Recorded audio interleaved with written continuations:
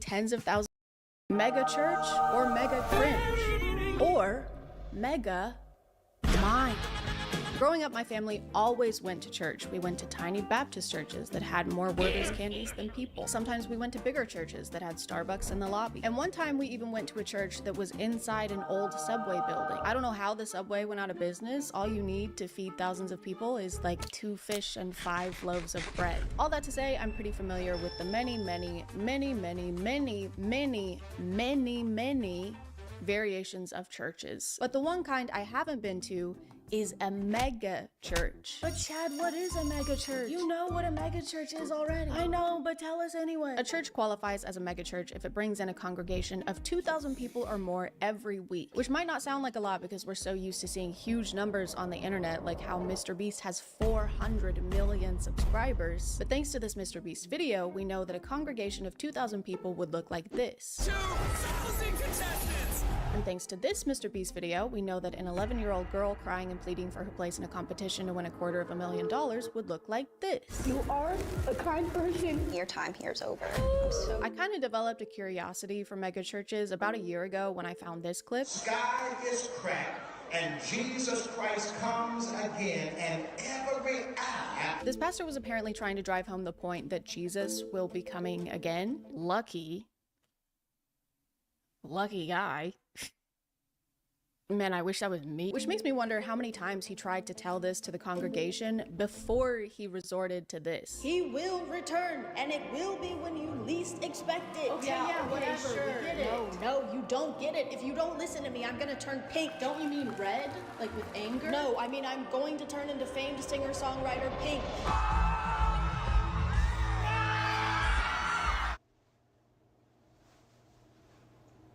But I started seeing a lot of videos similar to this one from an account called Pastors with Props that post some of the craziest over-the-top sermons that you ever did see.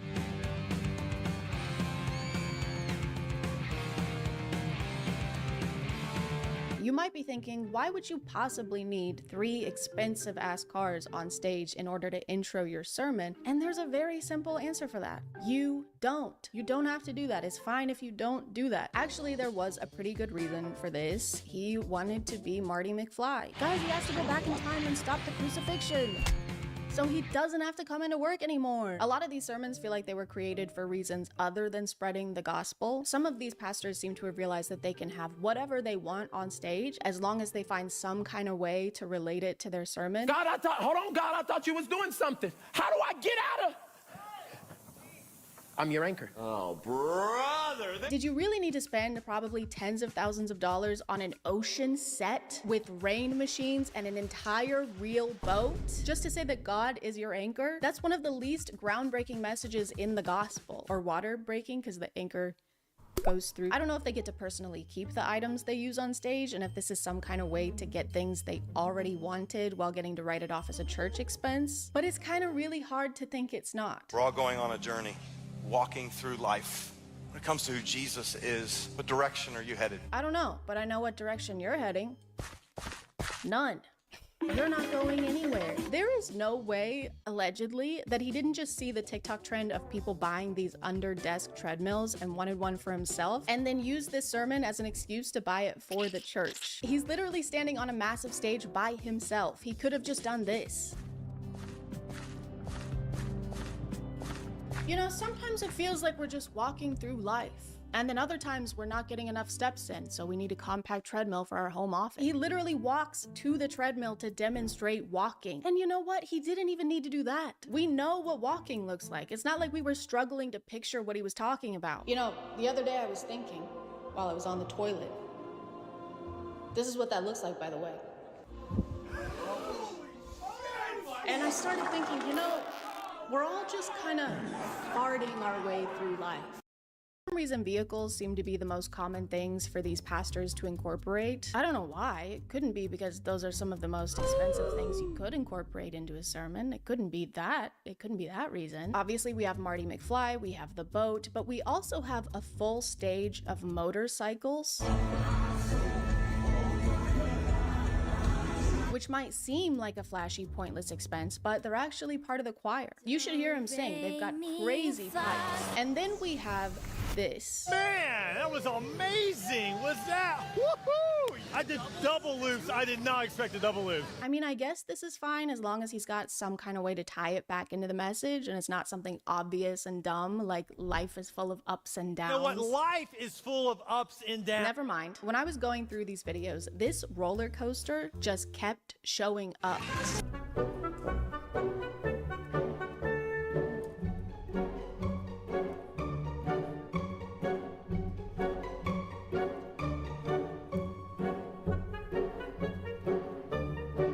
You know, I broke my foot yesterday. Oh my God, bro. He went around twice. Why does he need to go around twice? It's so awkward. This was longer than actual roller coaster rides. That went on for so long that by the time he got off, his name was Ed Old. I do like the theme song for this event, just being people singing the word of the thing on stage. Under the treadmill, under the treadmill, out of touch rock star, we just rock star. Here's the roller coaster again at a different church. Except this time they have a curtain of sparks. Jesus loves a curtain of sparks. And here it is again at a different church. Come on, somebody make some noise! Come on, everybody, give it up for Jesus today. This prop is even crazier to me because there's barely an attempt to hide the fact that this has nothing to do with preaching. This is just a way for them to make a grand entrance like they're headliners at a concert. He does give this line to try and tie it back in though. It's amazing to have a creative God who has creative stuff going on, and when the world is in chaos and they're all flipping upside down, we're just having a good time. Thank you. Thank you guys. Please be seated. You know, it's great to have a creative God who makes creative things like roller coasters. And next week, he's gonna create me a Porsche. My favorite part though is when the crowd doesn't cheer enough for their extravagant entrance and he calls them out for it. What? Come on, you can do better than that. We know that a lot of you in the crowd today can't afford to take your families to Disney World, so we decided to spend thousands of dollars recreating one on stage to right in front of your impoverished faces. Now clap. Clap louder. I tried to look into the church that had this roller coaster, but it turns out this is one big church group conglomerate with a bunch of locations in 3 different states. So I assume they're shipping this one roller coaster around, which I'm sure is easy to do since it's so tiny and small and skinny and light. I also tried to find out how much it would cost to make this thing and found this ride manufacturing company saying that a small roller coaster can cost up to $50,000. What the fuck do you mean? I don't really care if it got more than one use by being shipped to their other churches.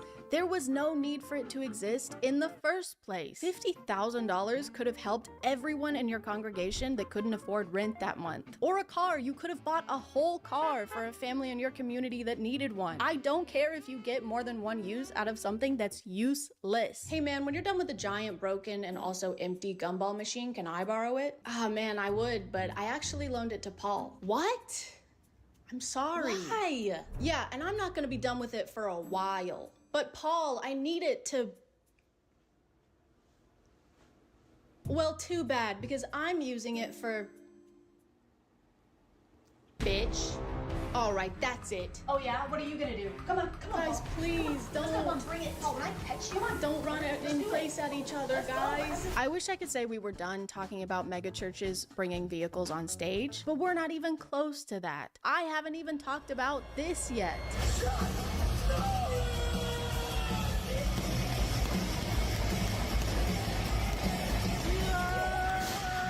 What is this? Is this some kind of monster truck thing? Assembly? No. This is a men's church event. Church. This is church. This is the annual Stronger Men's Conference hosted by James River Church, which has 16,000 regular attendees. This is the craziest thing I've seen in my life. Why are there trucks? Why is there so much fire? Why are there flames? Was that Master Chief? Is that fucking Master Chief?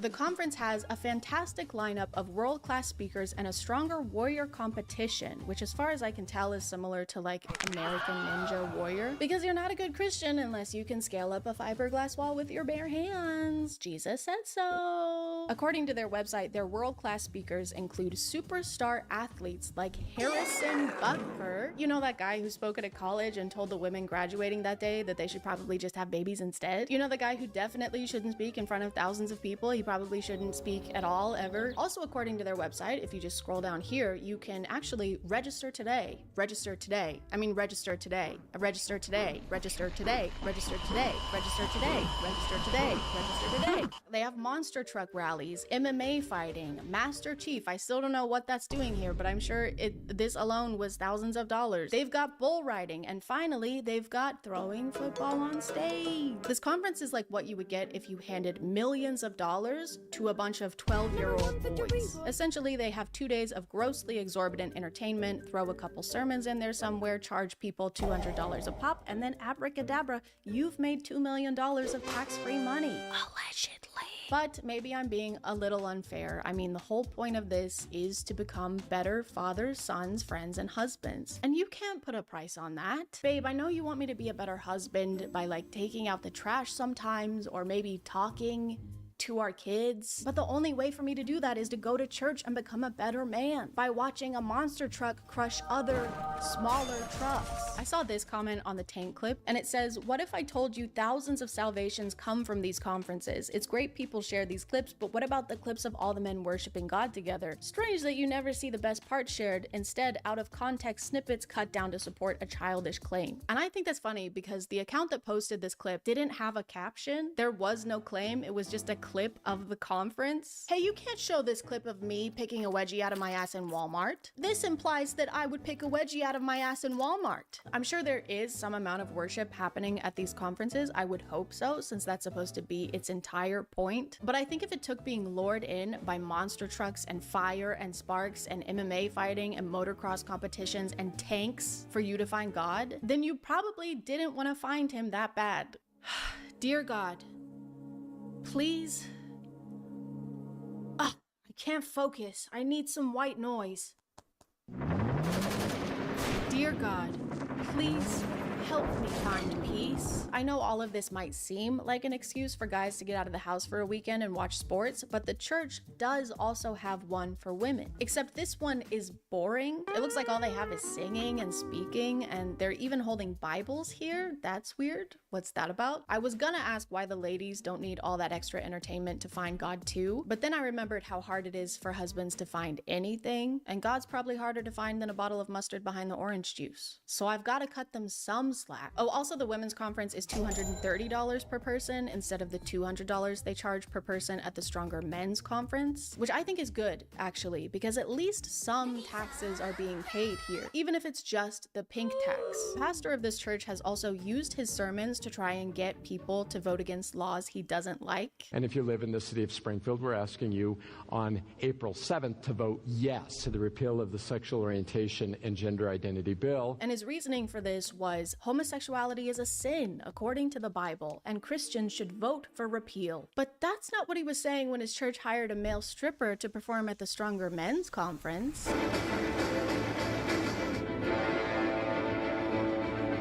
I don't really see how male pole dancing will strengthen these husbands and fathers. I think the only strengthening happening here is probably in the pastor's pants. Anyway, moving on to a different megachurch.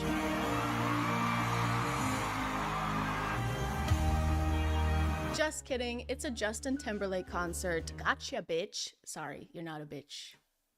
Just kidding, yes you are. But the fact that you almost can't tell a difference between a church service and a famous celebrity's concert, I think is a very bad sign. I feel like this is all in an attempt to get more people to come into church. I'm sure there's a lot less people physically going into church every Sunday nowadays, and this is how some of them are trying to adapt. They think they need to make things louder and flashier. They think they need to have Master Chief. I still don't know why that was there. But to me personally, this has very much the opposite effect. This doesn't do anything except boast how much wealth some of these churches have, to the point that they're able to toss it into these pointless theatrics instead of actually helping people the way their religion teaches they should. And I don't know exactly what Jesus would do, but I'm pretty sure it wouldn't be this.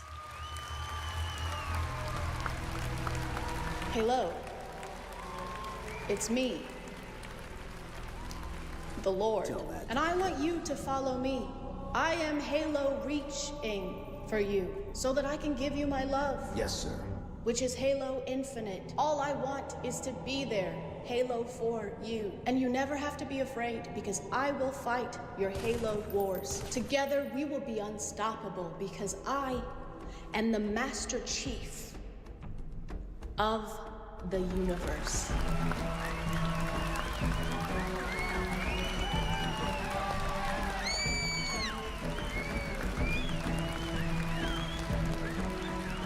This is my second video in a row that ends with the Halo theme song. I'm gonna call it there, guys. Thank you for subscribing, and if you are still here, thank you so much for watching. I appreciate you clicking on my video out of all the videos that are on here, and I'll see you next time.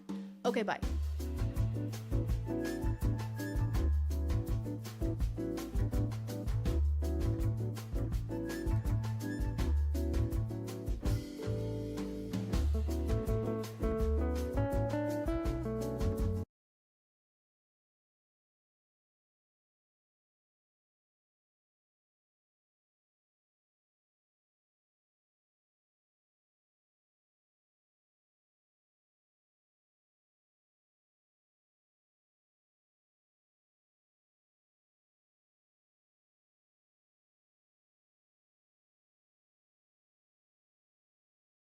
Hey guys, before we get into the video, I want to remind y'all the next leg of the Goodfellow World Tour is taking place in Australia and New Zealand. I'm going to Auckland, Wellington, Christchurch, Melbourne, Brisbane, Sydney, Adelaide, and Perth. So if you haven't gotten tickets yet, click the link in the description and I will see you in a couple months. Enjoy the video. Folks, contrary to the thousands of comments I've seen about me, I am not gay. I am a straight white man, unfortunately, and I am married to a beautiful woman who I love, fortunately. I felt like I needed to come out and say that at the start of this video because today I'm going to be talking about gay people and being gay and having gay thoughts. Gay thought or thought daughter? But before we get into this video, I want to be very clear about my thoughts and feelings towards homosexuality. So here's my official stance on the LGBTQIA+ community.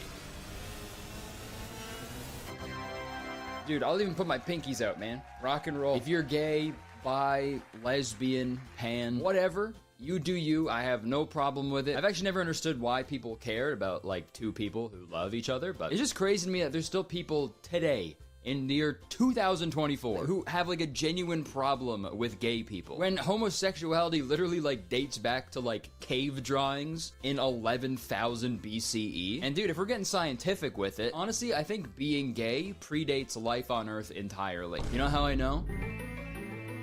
Rainbows. Those fuckers have been showing up ever since our atmosphere could support rainfall, okay? In all seriousness though, homosexuality, perfectly natural and normal. Dude, there's apparently over 1,500 species of animals that engage in same-sex behavior, like monkeys, antelopes, hyenas, whales, giraffes, and many more. Dude, I just found out like most bulls are bisexual. Bulls are bi. When there aren't like cows around, bulls will apparently just like pork each other. Well, beef each other, I guess. So why on earth would anybody care if there's two Homo sapiens that want to spend their lives together when literal bi-bulls exist? Well, it's because Bibles exist. And not strictly just in Christianity and Catholicism. I just use the Bible there as the punchline, but with many religions all over the world, homosexuality is considered a sacrilegious act. Every time I hear the word sacrilegious, I just think of a priest's balls. Anybody else? You know, that's a religious sack right there. I don't really have time today to get into these specifics and the history of the intersection of homosexuality and religion. Or, sorry, let me correct myself. I don't have the intelligence to talk about that, so I'm not going to, but I needed to bring up homophobia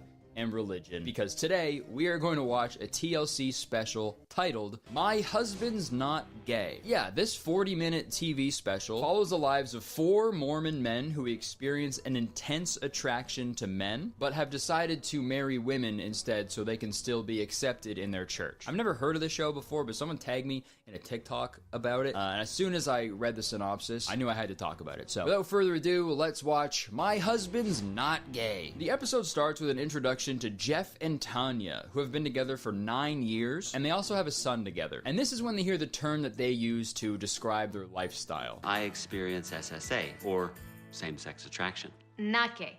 SSA. What will I notice first? A beautiful man walking down the street or a beautiful woman walking down the street?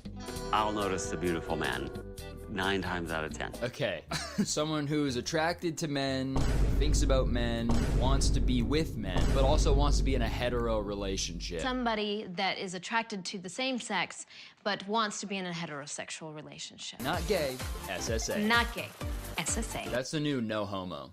Bro, SSA, but you got nice balls and a sick wiener. I want to kiss you. So now they start talking about how they belong to the Church of Latter-day Saints / LDS / Mormon, and they go into detail on why they adopted the SSA lifestyle. We're Latter-day Saints or Mormon, and the only acceptable expression of sexuality and romantic feelings is within a marriage between a man and a woman. Yeah, it's super sad. The fact that there's only one acceptable expression of love in a religion is pretty fucked up, to be honest. You're like, that's not really a religion you want to be a part of, but, you know, what do I know? How's that one verse in the Bible go? Love thy neighbor unless they're fucking gay, I guess, right? Is that the exact lyric? Correct me if I'm wrong. Fuck, man. I feel bad for this guy. This sucks. When Jeff told me about his same-sex attraction, it was definitely the worst time in our relationship. We got home to his place, and I thought, he's finally gonna say, I love you. And instead he said, I think you need to know that I'm attracted to men.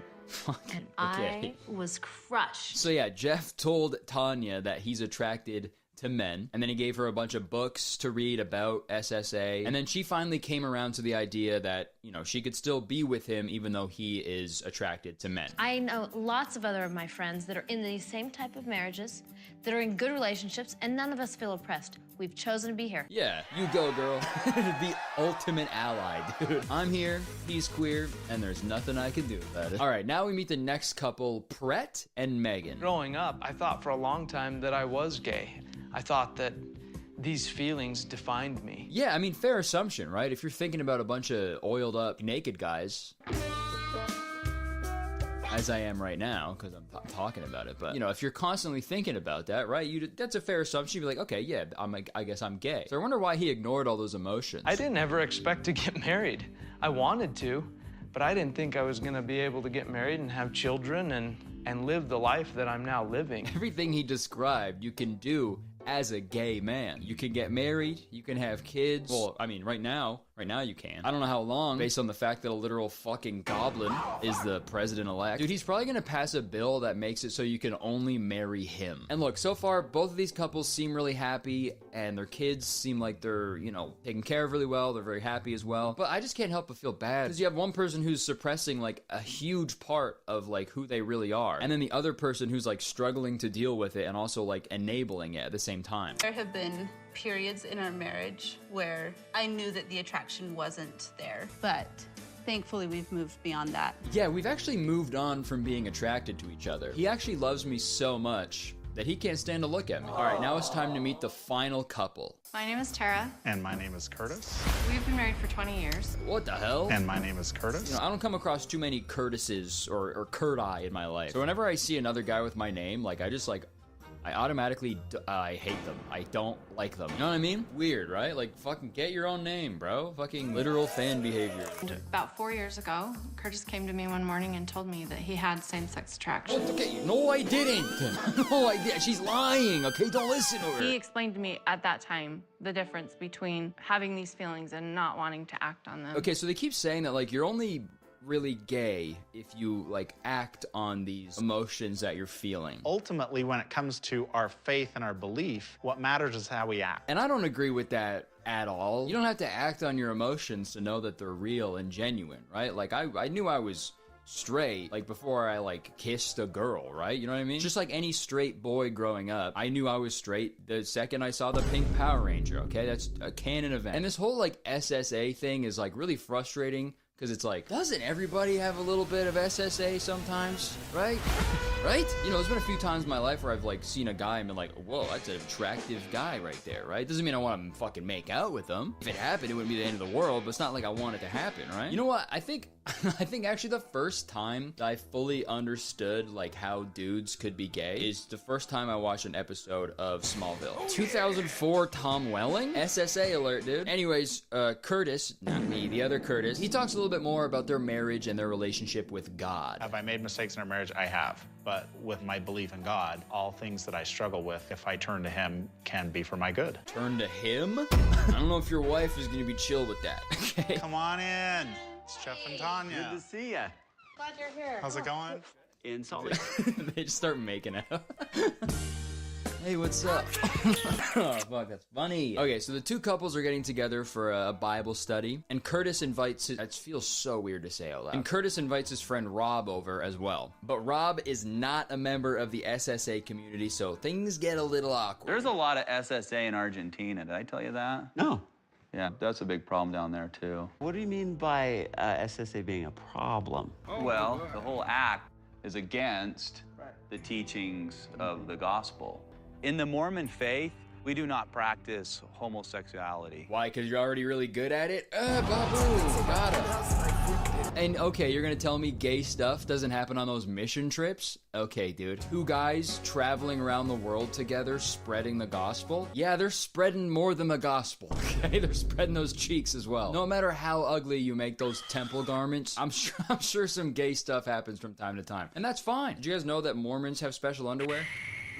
Well, now you do. And throughout this show, there's like split seconds where I can like see their logic. Don't get me wrong, it's definitely flawed, but I can see the steps that they're taking to sort of rationalize this. And as soon as my brain is like, hey, whatever, it's their life, they can do what they want, they say something that immediately brings me back to reality in an instant. Like this, for example. I know that he has made the choice that is the most true to himself. But literally a minute before that, Brett says this. If it was accepted to be a homosexual in the church, would I be gay? Maybe 8 or 9 years ago, 10 years ago, the answer would be yes. Dude, that is heartbreaking. It literally just said he would be living as a gay man if it was allowed in the church. God, if only Mormon was pronounced more men. All right, so this next part is when we meet the final member of the SSA squad. His name is Tom, and he's the only guy in this friend group who isn't married. And he sort of becomes the main character for the rest of this episode because he wants to find a partner and settle down, and the rest of this episode sort of revolves around that plot. He's a little more quiet and awkward than the other guys, but one thing he does love is basketball. You ladies ready to play a little ball? You mind if we join? We'll be shirts, you be skins. Sounds good to me. Awesome. I fucking love that, dude. All right, we're shirts, you guys be skins. All right, sure. Whoa, whoa, whoa, whoa, whoa.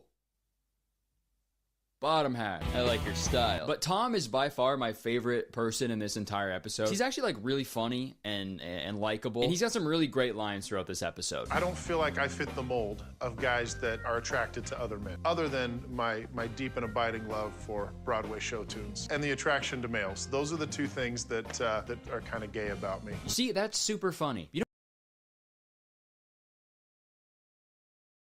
this next part is when we learn how the SSA men rate the attractiveness level of dudes that they see. They either get a boom or do. The danger scale is a way to bring out some of the inner feelings and figure out, oh, okay, that is attractive to me, and I didn't even realize it. The danger scale goes from 0 to 4. A 1 on the danger scale is you notice, you look. A 2 means you looked again. A 3? You'd be tempted to turn around and look again and again. 4 pretty much means you're requiring restraints.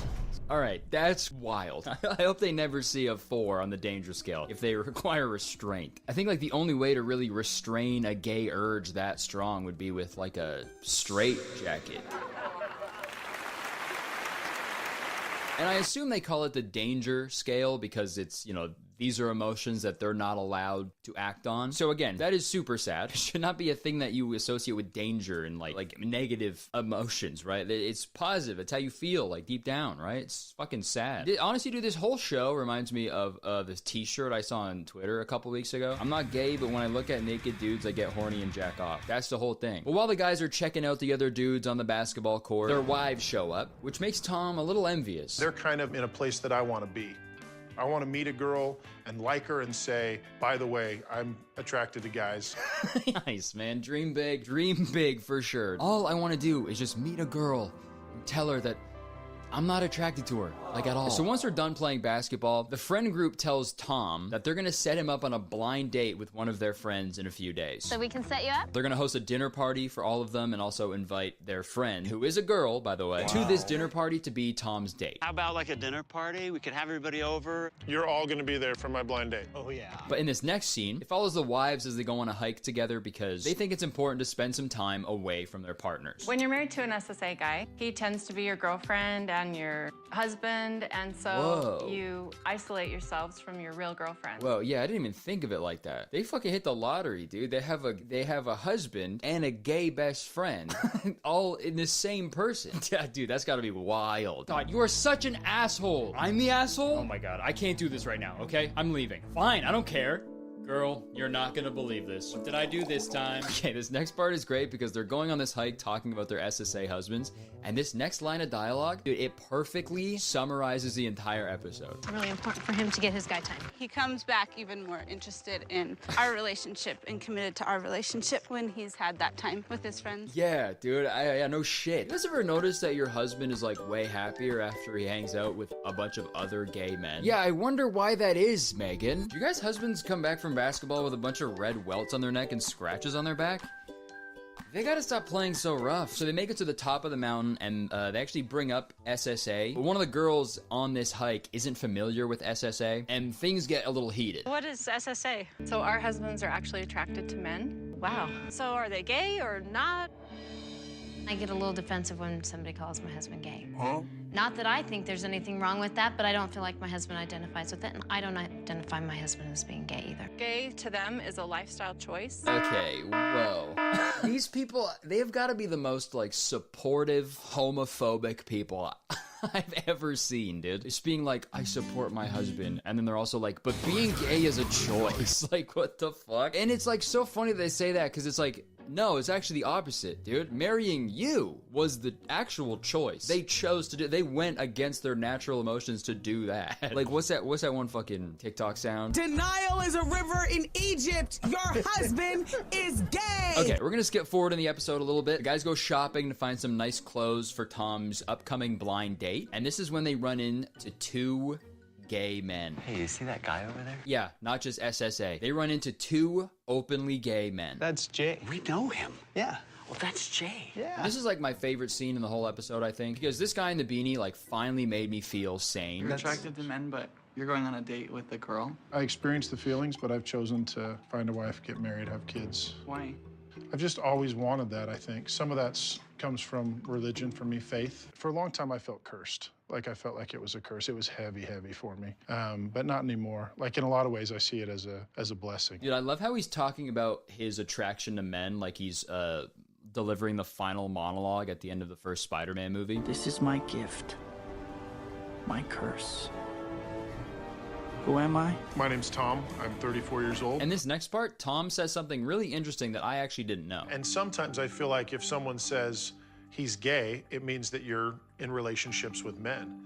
And I'm not. Sound logic there. I didn't know that. You have to actually be in a gay relationship to be gay. I didn't know that. So yeah, sorry, if you're a single gay guy out there, you're straight. Even if you had sex with a guy yesterday, okay? If you're not actively in a relationship with them, you're a straight guy. Sorry, that's facts. I was certainly born with some homosexual attractions.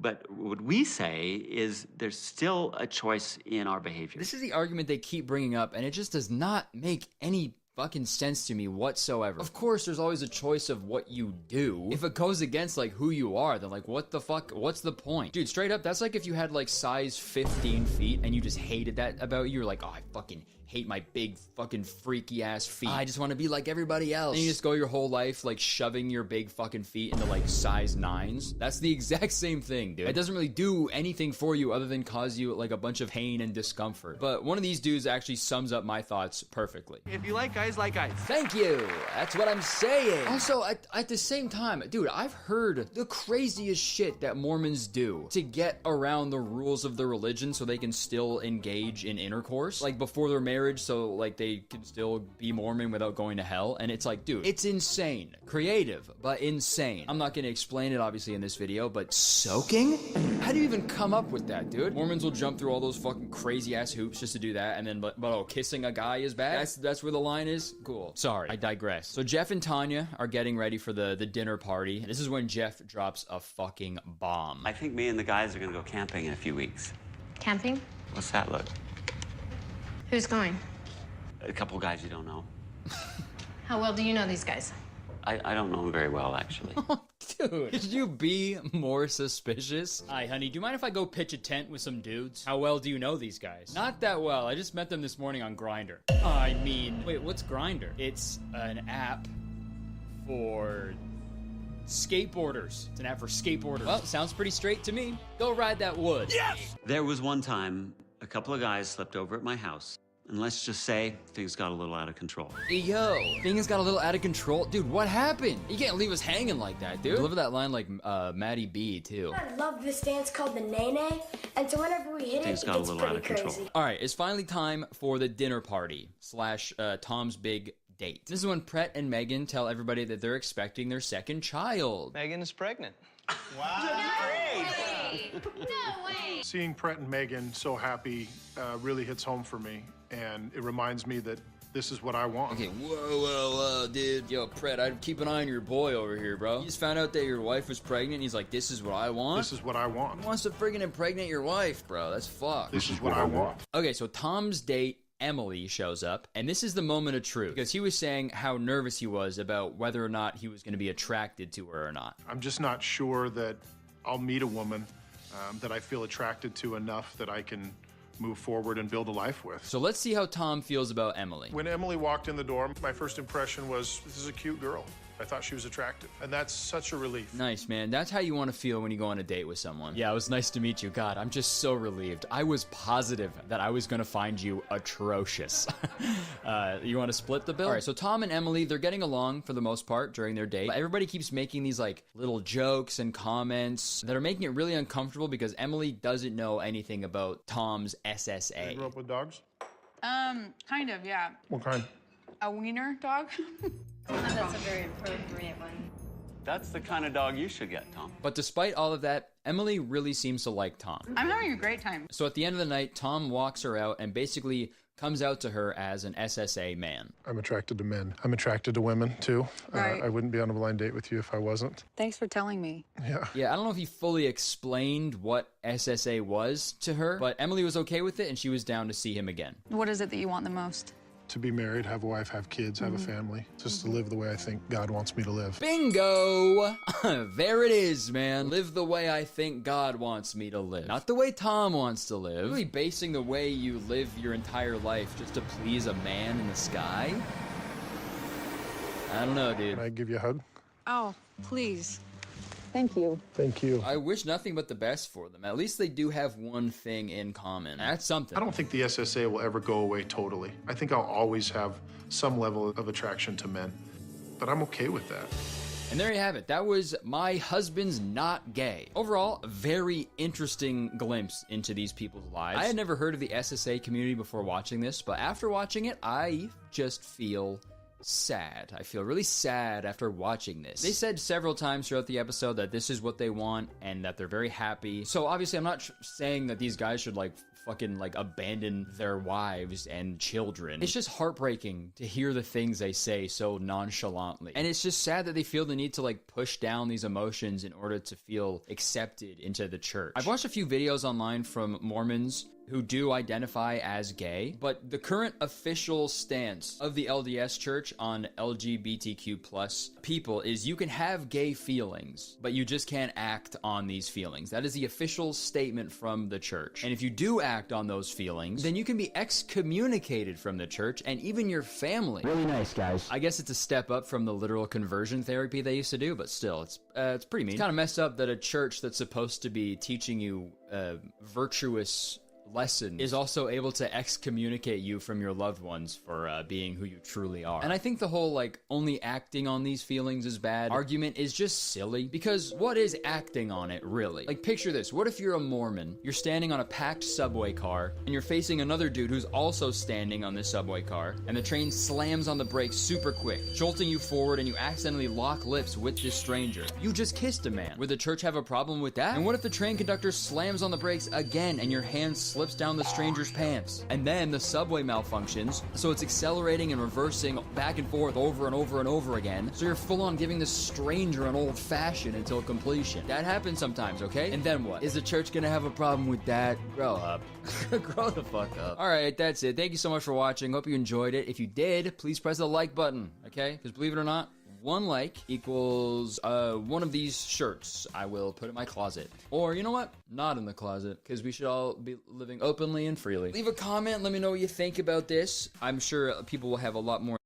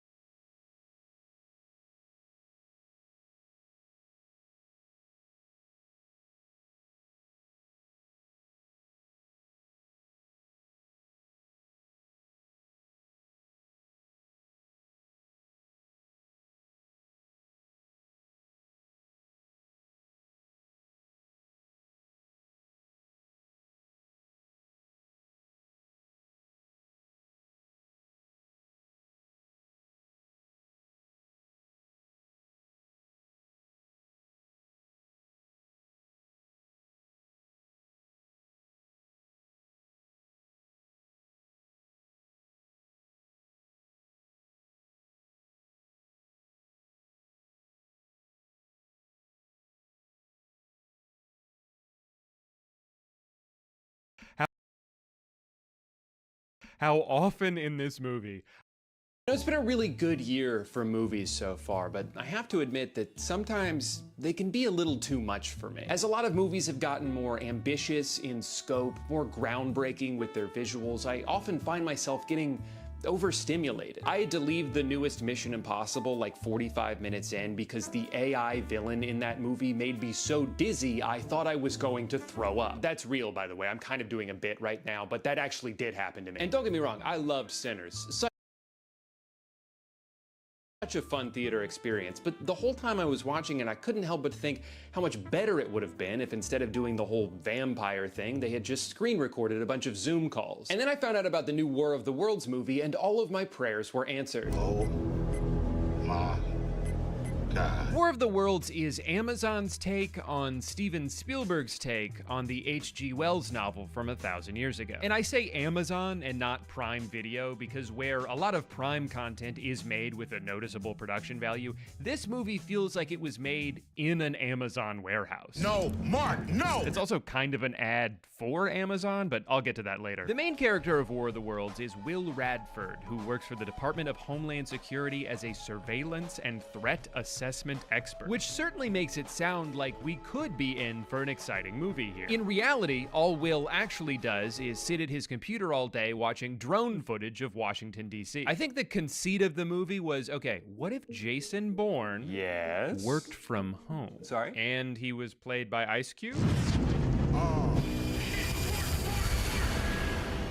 Oh no, that's not gonna work. From the opening montage, it's not entirely clear what Will's role here even is. It kind of seems like the computer is already marking everything for him, and all he needs to do is see if the text is green or red. If it's green, he can move on to the next batch of footage, but if it's red, he can also just move on to the next batch of footage. Nothing he's doing matters at all. This car is driving suspiciously close to the Pentagon. Let's go ahead and give that a threat level of medium, provide no further information, and then get back to looking at buildings. You realize pretty quickly that Will seems to be a lot less interested in securing the homeland than he is using his access to government equipment to spy on his adult children. He spends the majority of his time just looking at them, watching them. He has cameras at their jobs, at their homes, inside their fridge. Okay, so we got 4 avocados, 1 mayonnaise, 4 avocados, and 8 unknowns. I'm sorry, it can tell just from the outside of this container that there's cake in there, but it doesn't recognize a cup of pudding. You haven't had any protein this week. How do you know? Let's just say me and your fridge is pretty tight. I love his character, one, because of Ice Cube's transformative performance. Really? A muffin. What are you thinking? Jesus, Dad, how many times have we been One through hard this? boiled egg. But also, I like that he doesn't seem to know why his family doesn't fuck with him. Hey, Pops. I'm not your daddy, man. Sorry. He finds out his daughter didn't invite him to her baby shower. What shower? Oh, shit. So he hacks into her MacBook and is like, I don't get it. Why doesn't she trust me? Damn. Why would she say something like that? And you can see their last text exchange was her asking him for a ride to the hospital and him being like, not sure about that. I'm gonna be absolutely swamped that day watching a live feed of you going to the hospital. One of the other main characters in this movie is his friend, who works at NASA. And if it wasn't made obvious by the logo behind her and her multiple mentions of the NASA satellites that she has access to, her name in the movie is Sandra NASA. Just want to make sure nobody's confused about where she works. And look, I'm guilty of sometimes saving someone in my phone as first name, their name, last name, the thing I know them for. But even in the government database that he uses throughout the movie, he types in her name as Sandra NASA. So I think that is her legal name. Anyway, this is a great scene because in the span of about 15 seconds, you can see Ice Cube go from crazy weather, not my problem. Whoa, that weather's crazy.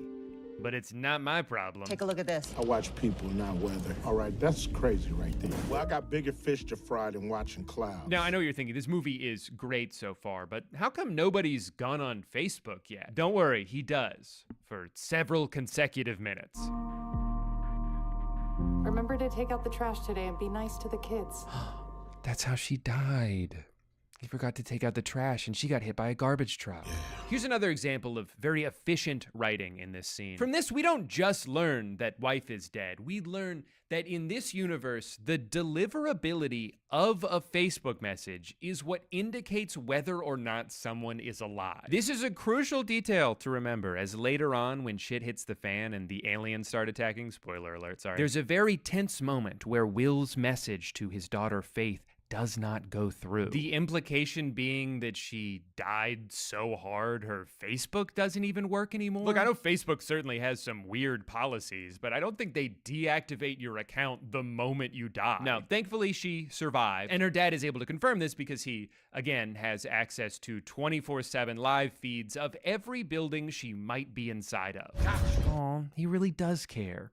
That'll teach her not to be so cagey about her privacy. Also, I see these are all Ring cameras they've placed around their house, but what is this one for? The one that's eye level with the couch? Set to make sure nobody breaks in and starts watching TV? Now, I think this is a good time to remind you that Ice Cube spends 99% of this movie sitting in one spot. This is a sci-fi action adventure about aliens attempting to destroy Earth, and it is filmed entirely from the point of view of a guy looking at his computer.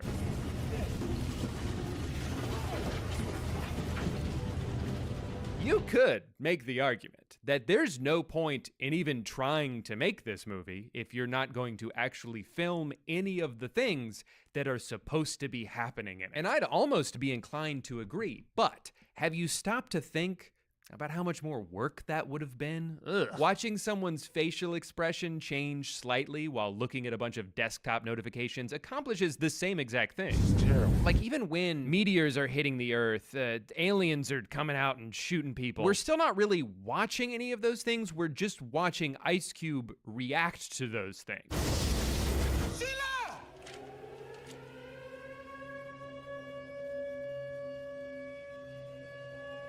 Oh my God. This is probably the best scene in the whole movie. See this? Dave, listen to me. Get out of there, now. That's good advice. What? I can't hear you.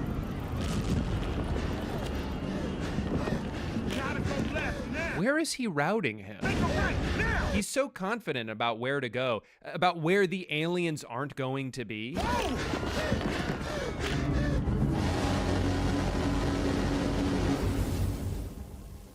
Oh no. My son died from explosion. When is this week gonna end? Thank God.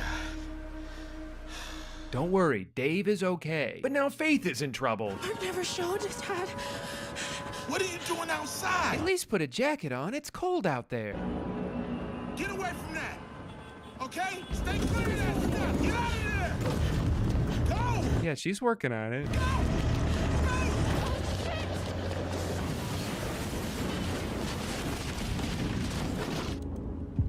Wait, he has access to her heart rate? Why didn't he just check that earlier? How are you? How's the baby? They come.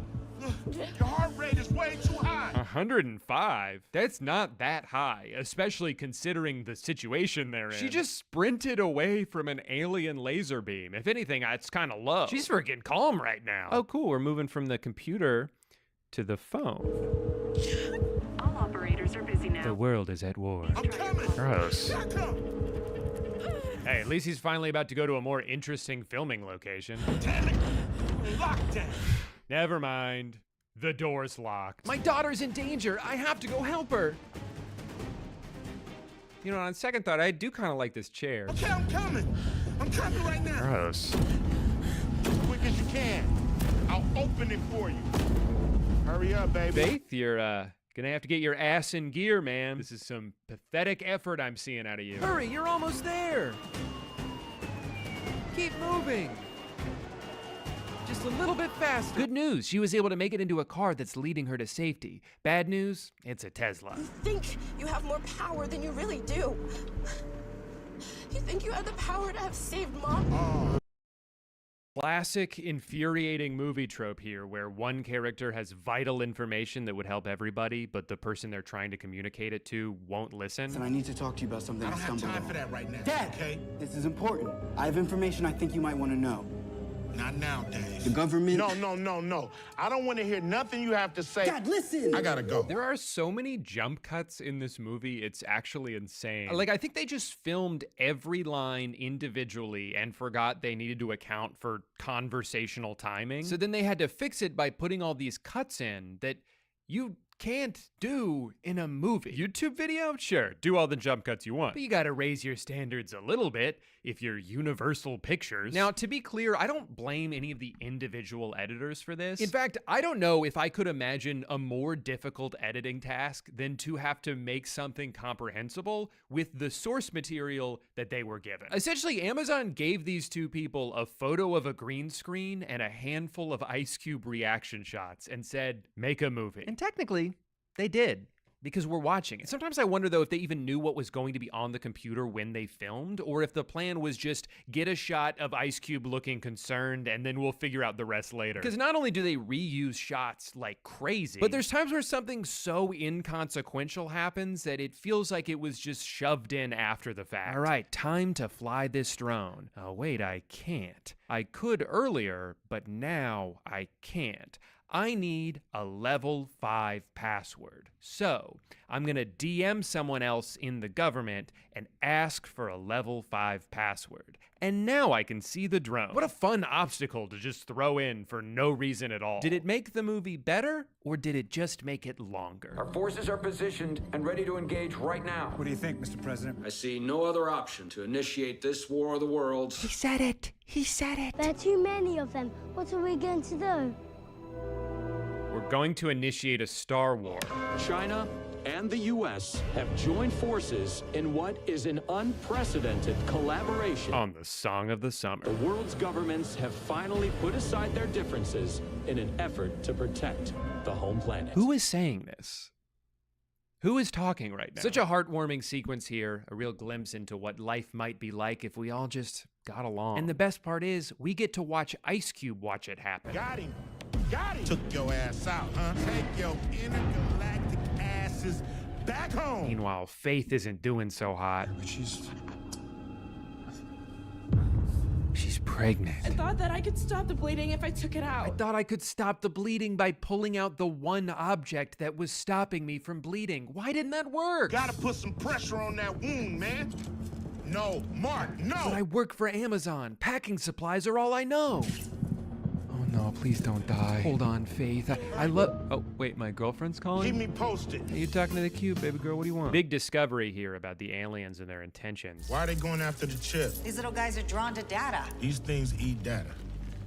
Exactly. Wait a minute. This whole attack is just a big diversion to get those tripods to the data center. And those tripods are just Trojan horses to get those little bugs into the server. I feel like I have to point out that that's not how Trojan horses work. A Trojan horse is when you sneak something nefarious inside of something that appears harmless, so the people you're trying to attack let their guard down. I don't think that quite counts when you're talking about a 50-foot walking laser beam. Guys, a giant robot's destroying the city. How fun is that?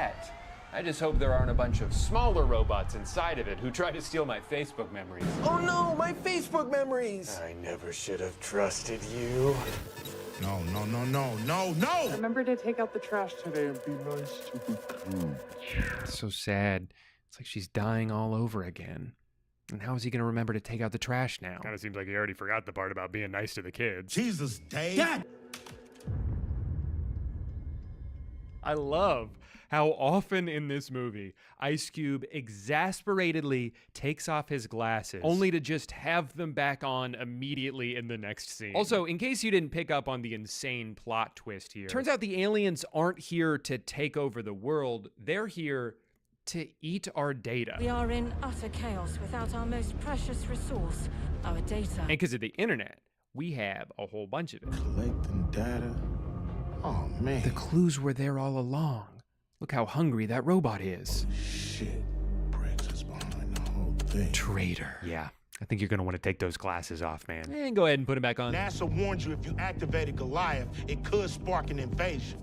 Those dinosaur bureaucrats don't keep us safe. I do. So basically, this evil government surveillance program knew that the aliens were going to come eat all this data, but they still wanted to collect it anyway. And it's like, okay, I guess there's almost an interesting idea here. There are a ton of billionaires and people in power who are mostly aware that their choices are actively harming the earth and the future of humanity, but they continue to do it anyway because the things they're doing benefit them personally. But I do think there's maybe a tad bit of irony in Amazon being the platform through which this message is conveyed. A platform that is currently using my own data to advertise groceries to me every time I pause this movie. Our most precious resource on Earth is data. Also, if you've ever been on the Fast and Furious ride at Universal Studios, all of these webcam conversations have the same exact cadence as the conversations that take place on that ride. Shaw, that cockroach we beat down in Spain?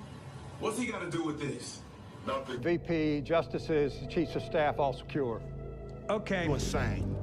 I didn't sign up for this shit. Thank you for your service, Radford. You're dismissed. Stop this thing. Wait! No, no, no, no. Oh, no. He's being dismissed. Not sure I understand, though. I might need to see 5 different examples of him being locked out of his computer.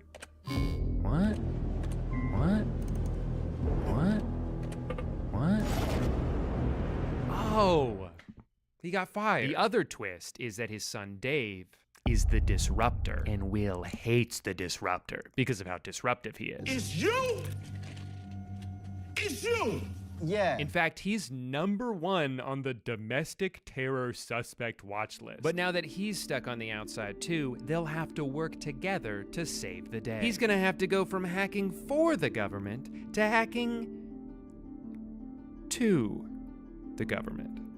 And let's pop those glasses off for a sec. Thank you, Q. Then Mark and Faith send an update photo letting Will know that everything's okay. But it's such a bad picture that Will doesn't even seem that happy about it. Good. Good. Dad, meet my disruptors. What the hell? This was supposed to be our safe space. Guys, enough. It's truly fascinating to watch a movie try to raise its stakes without any ability to do so, because everything has to take place at his desk. It's not like we can just go out to some big set piece and watch a cool fight. The best Ice Cube can do is send some emails, upload a YouTube video, use Photoshop to put his face into the YouTube video. Damn, Mr. Radford, that was badass. It's riveting stuff, honestly. This is what movies are all about. Thelma Louise, break encryption. Code Crusher, bypass firewalls. And Burnout, just stay out of trouble. Yeah, if there's one thing we know about Burnout, I'd say he's kind of a loose cannon. What the hell? A few minutes later, that whole crew of people we were just introduced to dies. I'm being hacked. They're hacking us. They're eating our data. Now the aliens have turned their attention to Dave. No! No! Oh no, he's gone for real this time. Ice, aren't you forgetting something? Thank you.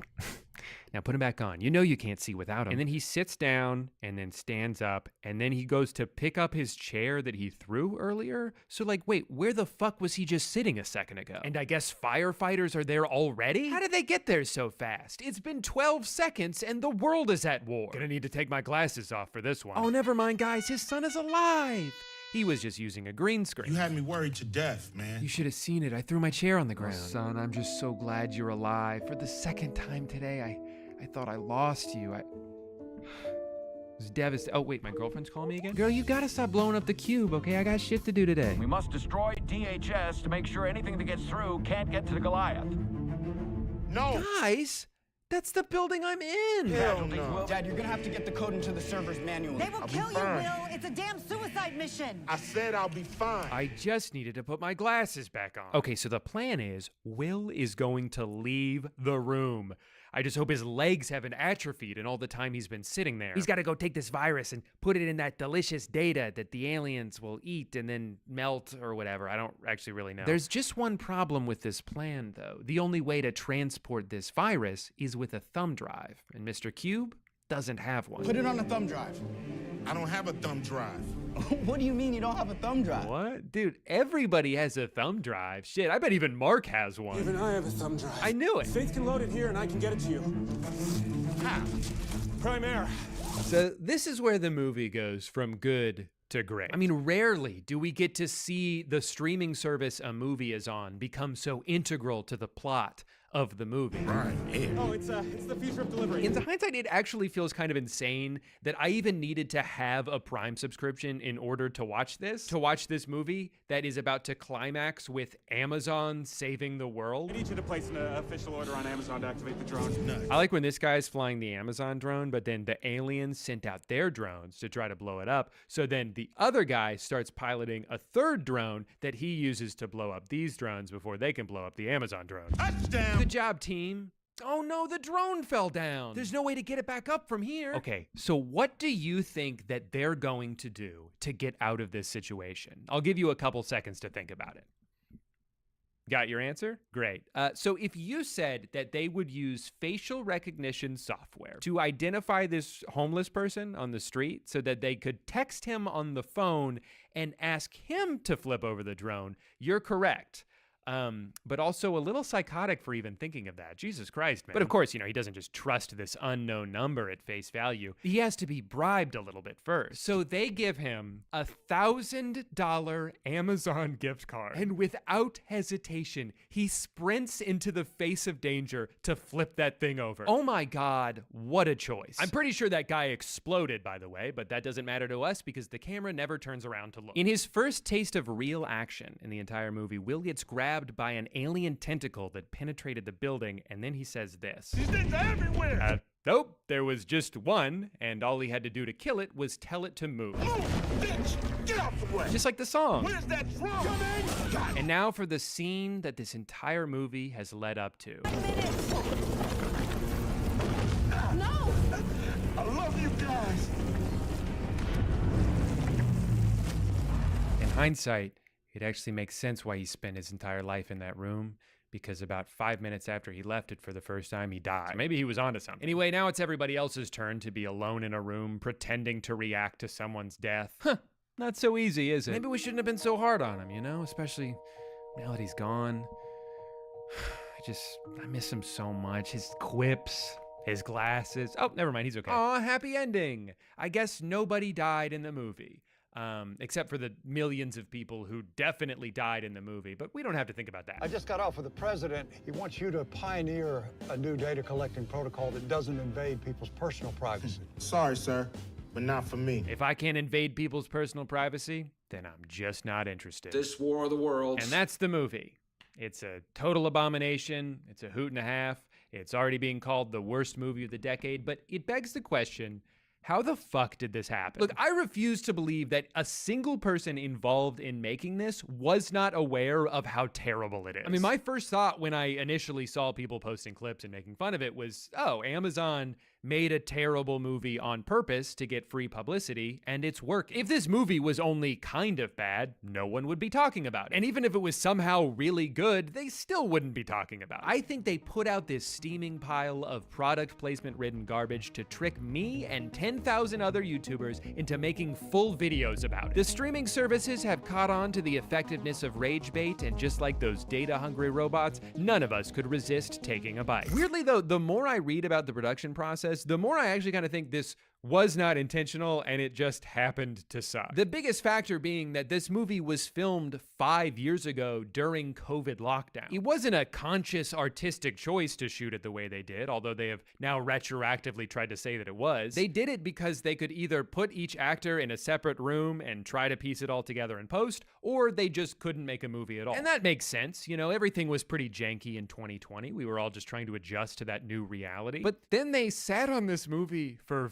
5 years. We are well past the era of late night shows being filmed on a webcam and sports being played in front of empty stadiums. Movies have been normal again for a while now. Nothing else looks like this. It's so out of place in the year 2025 that you can't help but stare at it. So I don't think they necessarily set out to make a terrible movie. I think they just ended up with one and didn't know what to do with it. But by waiting until audiences' expectations had long since returned to their pre-COVID standards and would be infinitely more critical of something that was shot exclusively on Microsoft Teams, it created the perfect storm of negative attention. It is the best advertisement for Prime Air that Amazon could have possibly hoped for. We're all voluntarily talking about it for free. So you know what? We gotta stop, guys, okay? No more fueling the fire. No more tweets, no more reactions, no more YouTube videos. From this point forward, or at least, well, let's say starting tomorrow, whatever tomorrow's, no more uploading YouTube videos about this movie, okay? And we obviously can't assign that rule retroactively. Anything uploaded today or in the past, it's fine, you know, because we hadn't agreed on the rule yet. I know I'm pretty late with this video. People have been talking about this movie for like 3 weeks now, which in internet time is about 1.5 years. But I just felt like I needed to wait for something else to come out. An article that explains how this all happened. I don't know, maybe a single mention of the movie from any of its cast or crew, but there has been nothing. Every day I Google War of the Worlds 2025 in hopes I can find one little nugget, one extra piece of insight into this debacle of a film, and there's just radio silence to an almost alarming degree. Not one person from this movie has acknowledged its existence in any way whatsoever, positive or negative. It's like the opposite of a press tour, where instead of sending all the actors out to do interviews and podcasts, they made everyone sign NDAs. Even Ice Cube, who posts on Instagram 400 times a day, has not mentioned this movie at all. Andrea Savage has a long list of credits in her bio that doesn't include this movie, but does include the hashtag butthole. Great, now I have to click on that. There goes my afternoon. There's such a collective lack of acknowledgement here that I'm actually concerned that maybe none of the actors even know that they were in this movie. Like, they have no memory of it, and that's terrifying. Someone needs to tell them. It's someone besides me, of course, because I've already tried and it doesn't seem to be working. I guess whatever happened behind the scenes of this movie is just gonna remain a mystery, is what I thought. And then something incredible happened. Huge shout out to a YouTube channel called Tony's Film Club for interviewing the producer and main editor of this movie. This is exactly the kind of thing I was hoping would come out to provide some clarity, you know, and after watching this interview, I am somehow more confused about this movie than I was before. But a lot of the critiques of the movie are dealing with personal, very subjective things that people dislike. Yeah. It did confirm a couple of things we all just kind of assumed. One, that the actors did film almost all their parts individually. Those were remote. Those were done with the director only. Which explains the total lack of chemistry in every single scene. And number two, that editing this monstrosity was an absolute nightmare. There's some scenes where you end up with about 10 video layers, 10 performance layers, and you have to keep track of all this, make it work, you know, make sure that everybody is able to track and follow what matters on the screen. It's a mountain to keep track of. I genuinely feel bad for this guy for having had to put in hundreds, if not thousands of hours in order to make this movie come to life. Was I scared of entering this project? Yes, I was terrified, frankly. Another thing is that the producer seems to genuinely believe that people just aren't understanding their vision. But Q being a dad, saving his kids and family, that was the movie's intent. They seem to think that they've made this really heartfelt movie about a loving family and are annoyed that other people aren't seeing it that way. Instead, the movie was received as an enormous disappointment, as if it was to be this gigantic $200 million tentpole.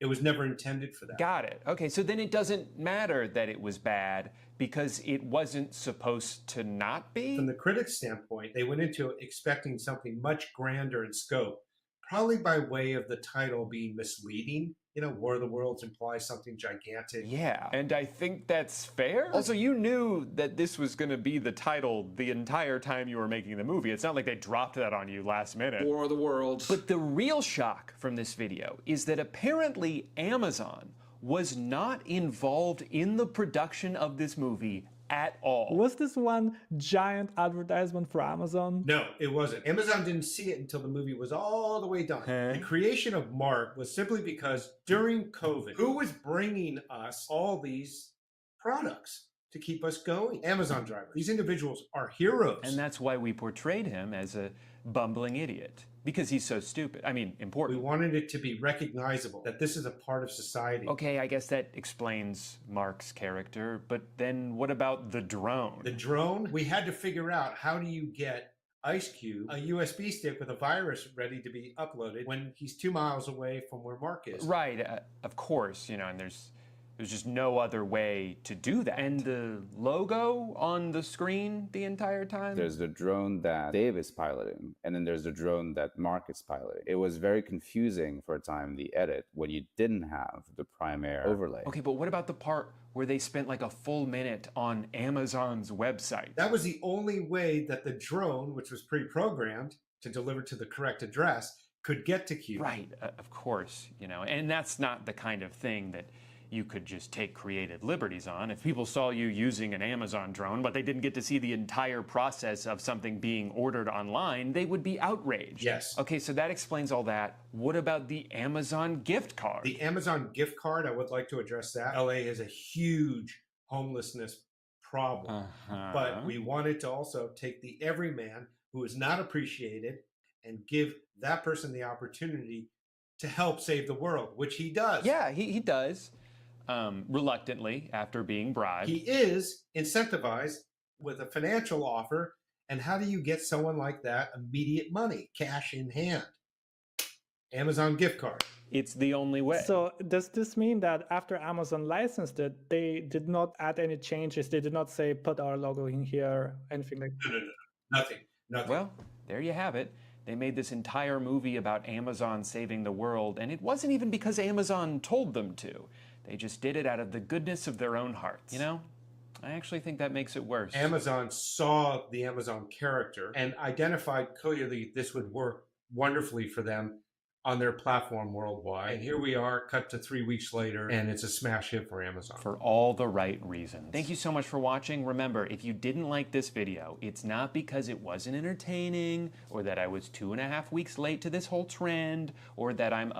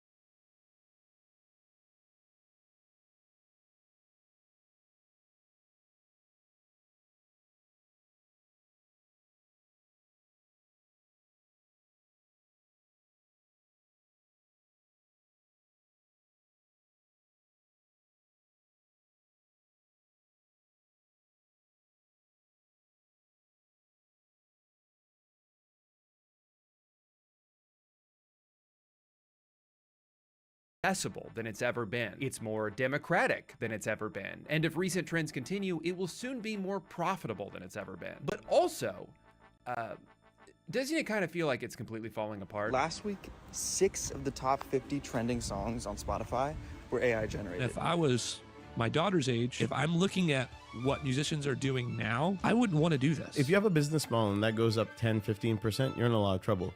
Well, it's doubled. But there is a refusal to offer even a semblance of a sustainable revenue source. I'm owed $30,000 in music royalties that I will probably never see. A lot of bands that you love, they're gonna call it quits in the next 2 years. The industry as a whole is raking in more and more money every year. But as with so many things in life, the majority of that is concentrated at the top. Record labels, tech executives, and monopolistic middlemen make billions, while the bottom 80% of artists are forced into a death match with each other. As their costs go up and the revenue goes down, many smaller acts are starting to get priced out of the industry altogether. I want to talk about all the things that are causing this, but let's start with Spotify, since nobody has been more influential to the current state of music than the company that fundamentally changed the way we listen to it. My main source for a lot of the information in this video is this book by Liz Pelly called Mood Machine, and I would say my biggest takeaway is influential to the current state of music than the company that fundamentally changed the way we listen to it. My main source for a lot of the information in this video is this book by Liz Pelly called Mood Machine, and I would say my biggest takeaway is that Spotify has never, at any point, cared about artists. In fact, they've routinely done just about everything they can to both undermine and replace them. I think it's important to point out that the company wasn't even founded with the intention of being a music streaming service. The plan from the beginning was just to make a website that could sell ads. The content used to drive traffic to those ads was almost completely irrelevant. Should it be product search, or should it be movies or audiobooks? And then we ended up with music. The only reason they eventually decided on music was because they felt like there was a market for it. I'm pretty sure if they thought they'd sell more ads on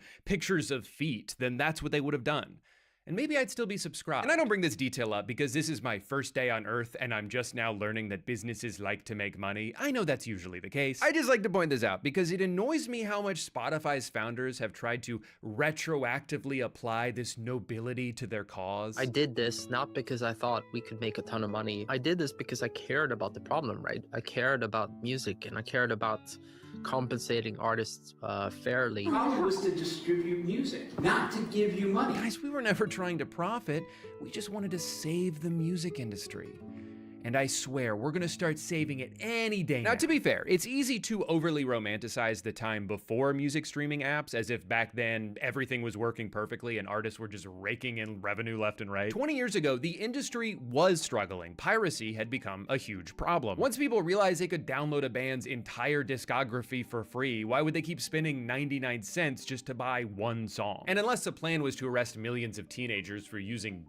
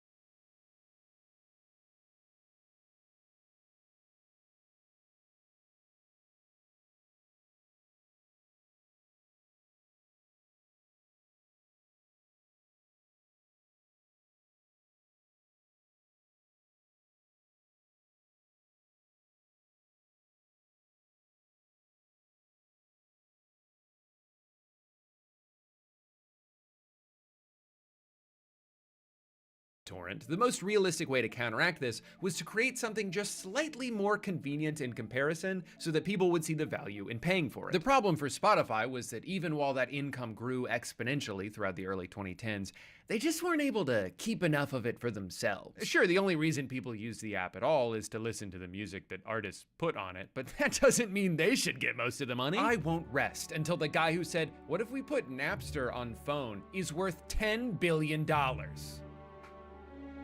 Oh, cool, I guess I can rest now. Now, the way monetization works on Spotify is that about 70% of the revenue that's made from subscriptions and advertisements are paid out to music rights holders, while Spotify pays their expenses with the remaining 30%. Now, I want you to remember those two numbers because I'm going to refer back to them a lot in this video, and I'm going to show you how that graph has slowly been morphing in the opposite direction. But let's start with the 70%. It's a common misconception that artists on Spotify are paid per stream, when technically that's not true. People will often throw around a figure of like 0.3 cents, but that's just an estimate, and it changes all the time. In reality, there's a fixed pool of revenue that gets distributed every month based on the total number of streams across the entire platform. So if an artist were to have 1% of all the streams, they would be owed 1% of all the revenue. This means that while there's obviously a correlation between the amount of plays a song gets and the amount of royalties that artist receives, it's not as if a third of a penny gets deposited into their account every time you press play. Spotify is a zero-sum game, so unfortunately, the more artists who succeed on it, the more the revenue pool gets spread thin. This is where I think they should be taking a much harsher stance than they currently are on AI-generated music. I don't care how much the technology is improving, AI slop is soulless, it's completely unnecessary, and more than anything else, it's theft. The only way it exists at all is because it was trained without consent on decades worth of stolen data. And yet, it is rampant online. Hundreds of thousands of songs are uploaded every single day, and over 40% of those are estimated to be completely AI generated. Now, I don't want to see AI content anywhere. I have no respect for the people who use it, and I cannot wait for all these companies to run out of money. But at least when like an AI YouTube short blows up, that doesn't financially affect everyone else on the platform. On Spotify, though, it does, because again, there's only a finite amount of money to go around. According to a website called sloptracker.org, just the top 10 songs from just 50 AI artists are responsible for millions of dollars being taken away from actual artists. And this is a very small sample size. Now, some people have tried to theorize that these songs could be a low-cost way for Spotify to attempt to recoup some of the royalties they owe. Because if there just so happened to be a song on the platform that Spotify owned the rights to, then that percentage of stream share would get redirected right back into the company. And I'm not accusing them of that, but at the very least, they're certainly not doing anything to stop it. And even if they don't agree that AI art is inherently theft, the way that these artists have become so prominent is extremely suspicious. There's another website called Songstats, which for pretty much every artist shows a graph of how their Spotify playlist reach has fluctuated over time. You'll probably notice that these tend to be all over the place. For real musicians trying to get their work listened to, it's a roller coaster. It is completely unpredictable. And now let's take some of the top AI artists and look at theirs. That's an interesting shape. That doesn't look like the other graphs. This is Inley, who currently has about 800,000 monthly listeners. And look at some of the playlists she's been in. Blues Mix, Morning Glow. These are official Spotify playlists. Here's one of the biggest ones I found, Breaking Rust, whose music sounds like it was trained on 30 hours of Chevy truck commercials. Just a few weeks after they released their very first song, they were already on playlists seen by 3 million people. What about The Velvet Sundown, who a lot of people were debating about last summer? Day one! The day they put their music out, they were already in these giant playlists. How is that possible, right? How could anyone look at this and say that it happened naturally? Whether or not Spotify is personally responsible for making these things, their immediate and completely inorganic rise to fame is suggestive of something that should be against their terms of service. I mean, they remove the music of legitimate artists all the time, usually for much less nefarious statistical anomalies. So why is it that specifically with The Velvet Sundown, they turn the other way? I don't know, I'm just asking questions. Early 2010s, in an effort to increase engagement on their app, Spotify began a heavy push towards something they call lean back listening. The idea that music isn't so much a piece of art to be intently listened to, but rather just like a constant hum that plays in the background of whatever you're doing. So they began to curate and promote playlists based on activities or vibes. Are you studying? We have a playlist for that. Going to sleep? We have a playlist for that. Breaking the news to your cousin that even though there's undeniable chemistry between you, the two of you can never be together simply because society deems it wrong. Believe it or not, playlists. The popularization of playlists and the opportunities that emerged for all the artists that got picked to be in them actually changed the way a lot of music got made. Artists would start reverse engineering the writing process to appease the algorithm. Songs got shorter, they got simpler, they would start with the most interesting part, because as long as people got through the first 30 seconds, it would count as a play, and then your stats would go up. It's too risky to have a slow burn intro because you're just giving the listener more opportunities to skip it. And if they skip it, it tells the algorithm that your song sucks. And then they're never gonna put it in a playlist, and no one's ever gonna listen to it, and you're never gonna make any money, and you're gonna be working at Popeyes forever. But while artists were busy trying to figure out how they could navigate the system, Spotify was hard at work pulling their own strings in the background. In 2017, the same question started getting asked by more and more people. Who's making all these random ass songs? Why are they ending up in so many playlists? Artists with a stock photo as their profile picture, with no bio, no website, no contact information, nothing that would indicate they're a real person trying to become a working musician. And yet some of them have songs with tens of millions of plays. Because, like a lot of the AI artists of today, they were snuck into official Spotify playlists. Again, no proof that Spotify's behind any of these. In fact, I've even seen one example of them outright denying it, so I'm just gonna take their word for it. But I will say, they also denied similar allegations in 2017, and that turned out to be a flat-out lie. No, we don't game the system, bad people do. And we're good. Turns out, no, actually. Several musicians have since revealed that they used to have a gig with Spotify where they would just record a bunch of like 2-minute long instrumentals that then Spotify would upload to their platform under random pseudonyms. Just a bit of investigation revealed hundreds of artist profiles accounting for millions of dollars in royalty payments that Spotify gets to keep because they're the ones who commissioned it. And it's not like people were going out of their way to listen to these songs. Spotify has the power to force them in front of as many ears as they want. Former Spotify employees have talked about how strongly they were urged to prioritize these songs while curating playlists. Liz Pelly, in her book, uncovered internal documents that showed they even had a name for this: perfect fit content. And by 2023, hundreds of these massively promoted playlists were filled almost exclusively with these kinds of songs. Even weirder though, the source of a large percentage of this music, a company called Firefly Entertainment, is owned by someone who has a lifelong personal relationship with one of the higher-ups over at Spotify, and he's made hundreds of millions of dollars in streaming revenue the past couple years. That's one hell of a coincidence. Now, an important detail here, and what I hate to admit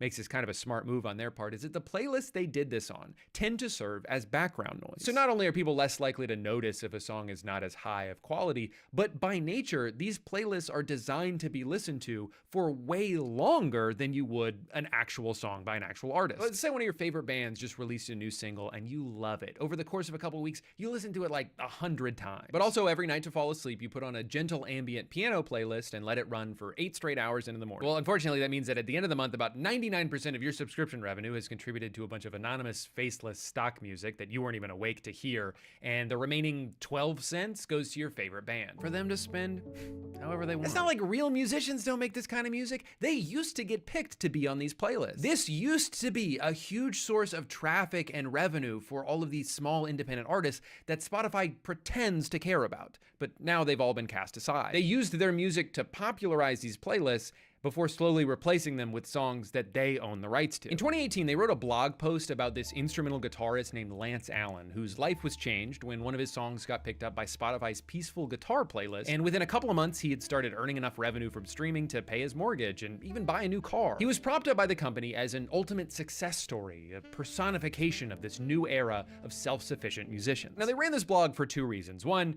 it makes them look good. It helps them brand themselves as the artist empowerment company. Remember when we saved music? Remember when we did that? But the other reason they posted this is because it's an advertisement. If it can happen to this guy, it can happen to you. You just need a little nudge to get started, and we can provide it for you. It was around this time that Spotify started rolling out more promotional features specifically targeted at artists. Marquee ads, playlist pitching, this entire campaign kit that's often presented as more of a necessity than a luxury. They know that a lot of struggling artists are desperate for a break, and by using people like Lance to show that a better future might be possible, they're now able to monetize that desperation. They have made millions of dollars off of independent artists by selling them on a dream. Just a few years after this blog was posted, after using these kinds of stories to advertise their promotional tools, Spotify had all but abandoned people like Lance. In 2023, he took to Twitter to express how impossible it had become for him to compete with the stock music farms taking over the platform. And today, when you look at the same playlist that once helped jumpstart his career, there doesn't seem to be a single real person on it. The final evolution of Spotify flexing their muscles in the face of independent artists was a tool they released in 2020 called Discovery Mode. By opting your songs into it, you increase the likelihood of having them recommended across the app, and in exchange,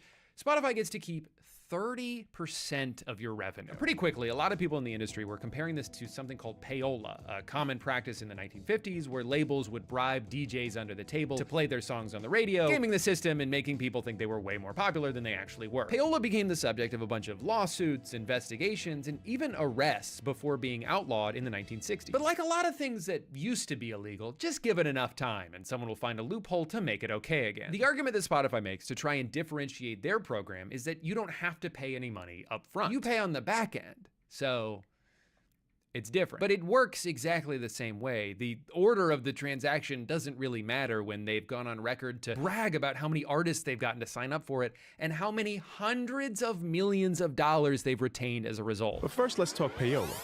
That's pay for play. You cannot buy your way onto a playlist. If anyone offers you pay for play to get on a Spotify playlist, it's a scam. Hey, you can't give money to some website to end up in a playlist. That's wrong.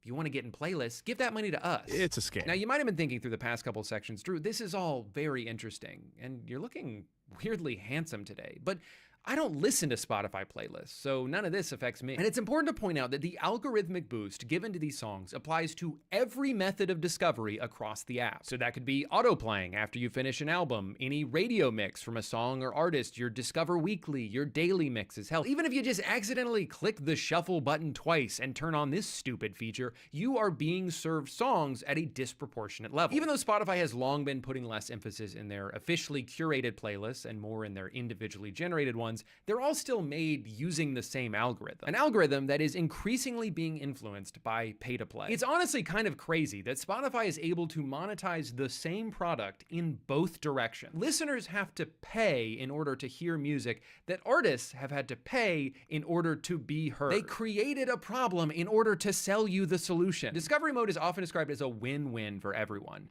even though that's literally not possible, because it's not creating any more revenue, it's just distributing it differently. If it was truly a win-win for both artists and Spotify, well then everyone should sign up for it. But then what would happen if every single artist did? Whatever algorithmic boost they received would then be offset by the fact that somehow everyone else needs to get boosted too. Effectively, nothing would change, except of course that Spotify would get a 30% discount on every single song that ever plays algorithmically. And from looking into it, it kind of seems like this is already starting to happen. I'm wondering if they reached a point where too many artists signed up for the program and now it's not able to do anything because there simply aren't enough plays to go around. Don't worry though, I can almost guarantee that in the next couple years they're gonna put out some revamped Discovery Mode, a higher tier of visibility for just a little bit more. Wait, you're still only giving away 30% of your revenue? Yeah, good luck with that, buddy. Everyone else is giving away 80%. In the early days, Spotify was able to use their giant pool of investor money to inflate artist payouts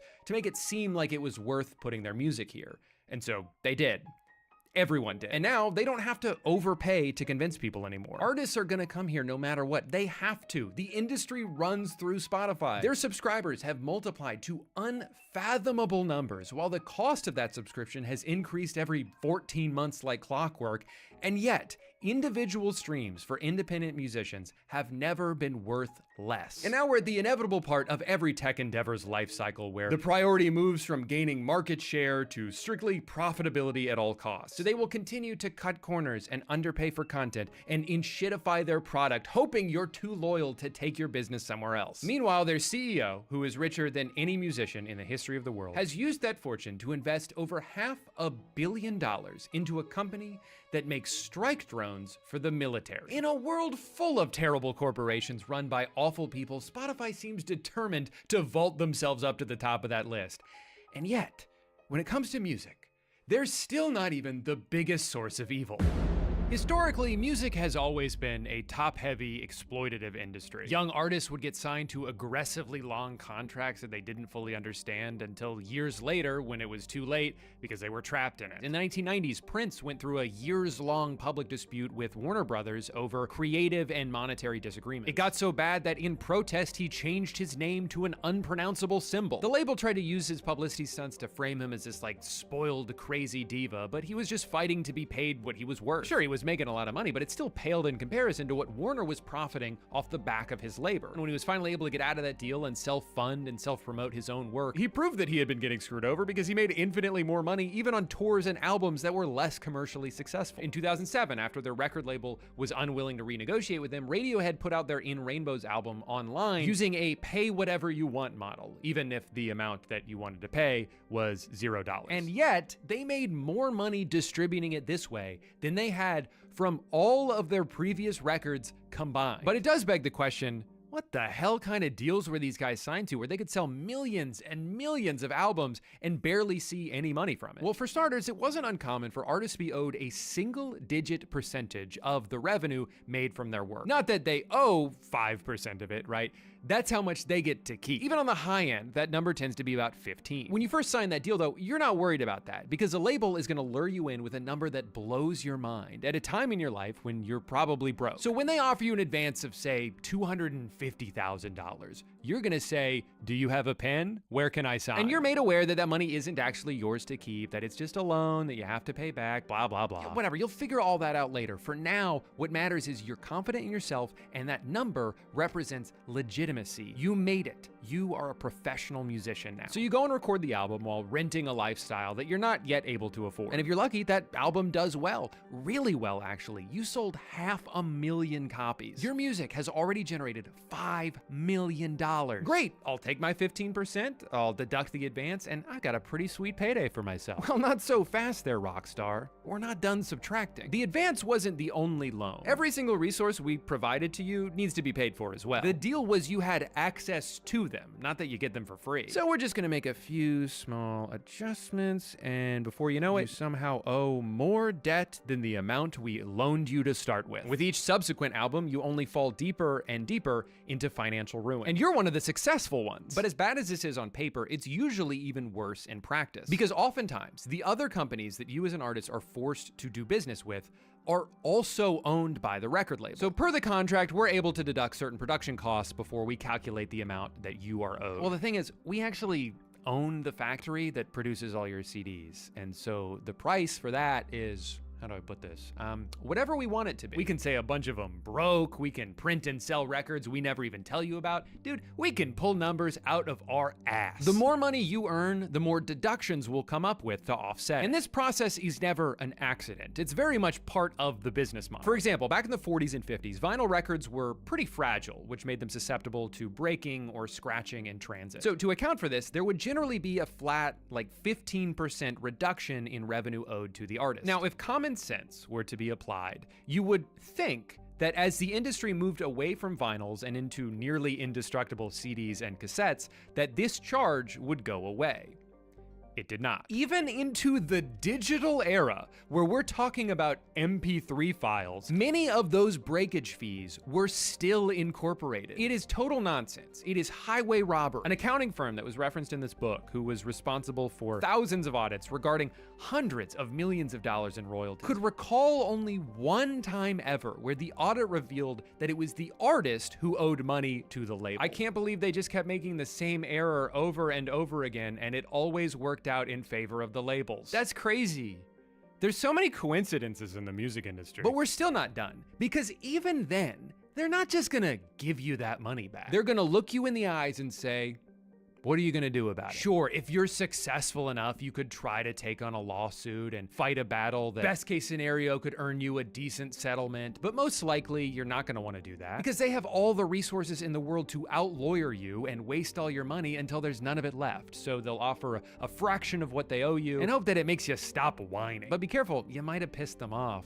They might be holding a grudge against you. That next album that you owe us, you still have to record it, you still have to pay us for it, but we're not gonna put it out. I hope you enjoyed making music while it lasted, because that's over now. This is the kind of exploitation that happens when power gets consolidated at the top. When the labels that you can't live without control every part of the machine that you are forced to use. Artists generate so much money for so many people that have nothing to do with the creative process at all. There's no road you can go down that the artist isn't fucked. But things started to change pretty drastically in the 2000s. The rise of the internet brings on Napster and eventually LimeWire. For the first time in decades, overall music revenue is declining. But remember, most of that money was going to record labels, so they were also the ones losing the most of it. You see, I'm not a Napster fan. It seems to me like people are getting ripped off. It's interesting because the artists don't get paid anyway.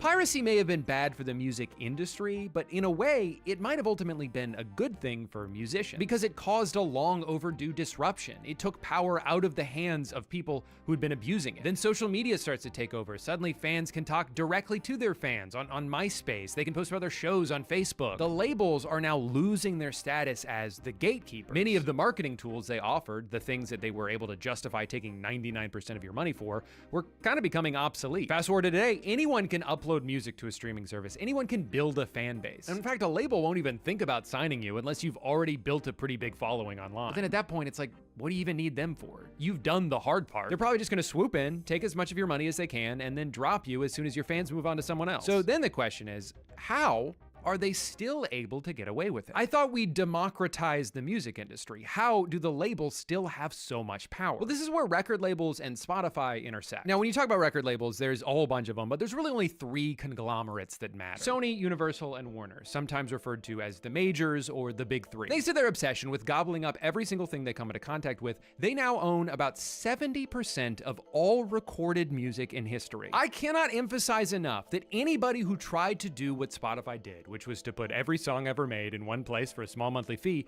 couldn't have made it even 1 inch without bending over backwards for the record labels. It doesn't matter how good their user interface or algorithm is if they didn't have the music that people want to listen to. So the majors have always had extraordinary leverage over them, and they've maximized the hell out of it. They negotiated massive advances from Spotify with no guarantee that any of that money would trickle down to their artists. They got a bunch of free ad space that they would typically just sell with no guarantee that any of that money would trickle down to their artists. And they also received a significant amount of equity in Spotify, about 18% total. I think maybe the most insane detail I learned about while making this video happened in 2018. At the time, Spotify is quickly becoming the industry standard. Their user base is growing every year, the company's getting bigger, but they want to open up the floor to more investors, so they're ready to launch their IPO. But around the same time, their licensing agreement with the big three labels was about to expire. Oh my God, talk about leverage. The labels had Spotify by the balls. They could have renegotiated just about anything because if they didn't like the terms, they could have just taken all their artists off of the platform right before they go public, and it would have completely destroyed them because who's gonna invest in a music company that doesn't have any music on it? So what did the majors do with all this power? Well, they negotiated their rates down.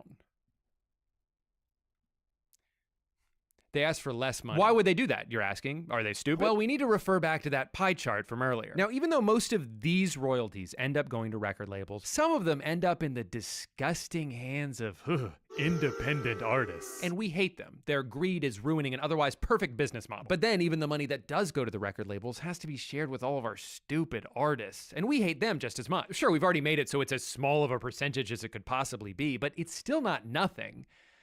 We'd prefer if it was nothing. If only we could leverage their work to make hundreds and hundreds and hundreds of millions of dollars without having to owe them a cent. Well, here's where that equity comes in. When they lowered artist royalty rates, Spotify became a more valuable company. This meant their stock price went up, and the majors could cash out for more. They figured out how to get paid anyway, but with money that their artists have no contractual claim to. But that wasn't the only benefit for record labels because they also have something in their contract with Spotify called the Most Favored Nation clause. And what that means is that nobody else outside of the big three is allowed to negotiate higher rates with Spotify. So when they lowered the rate for their artists, they in turn also lowered it for everybody else. Even if you don't work with a label, they will still find ways to screw you out of money. Now, unfortunately, record companies hoarding the majority of the money their artists earn for them is nothing new. It's been a staple of the industry for at least the past century. But the good news is live music is thriving, ticket sales are high, and musicians of all sizes are being fairly compensated.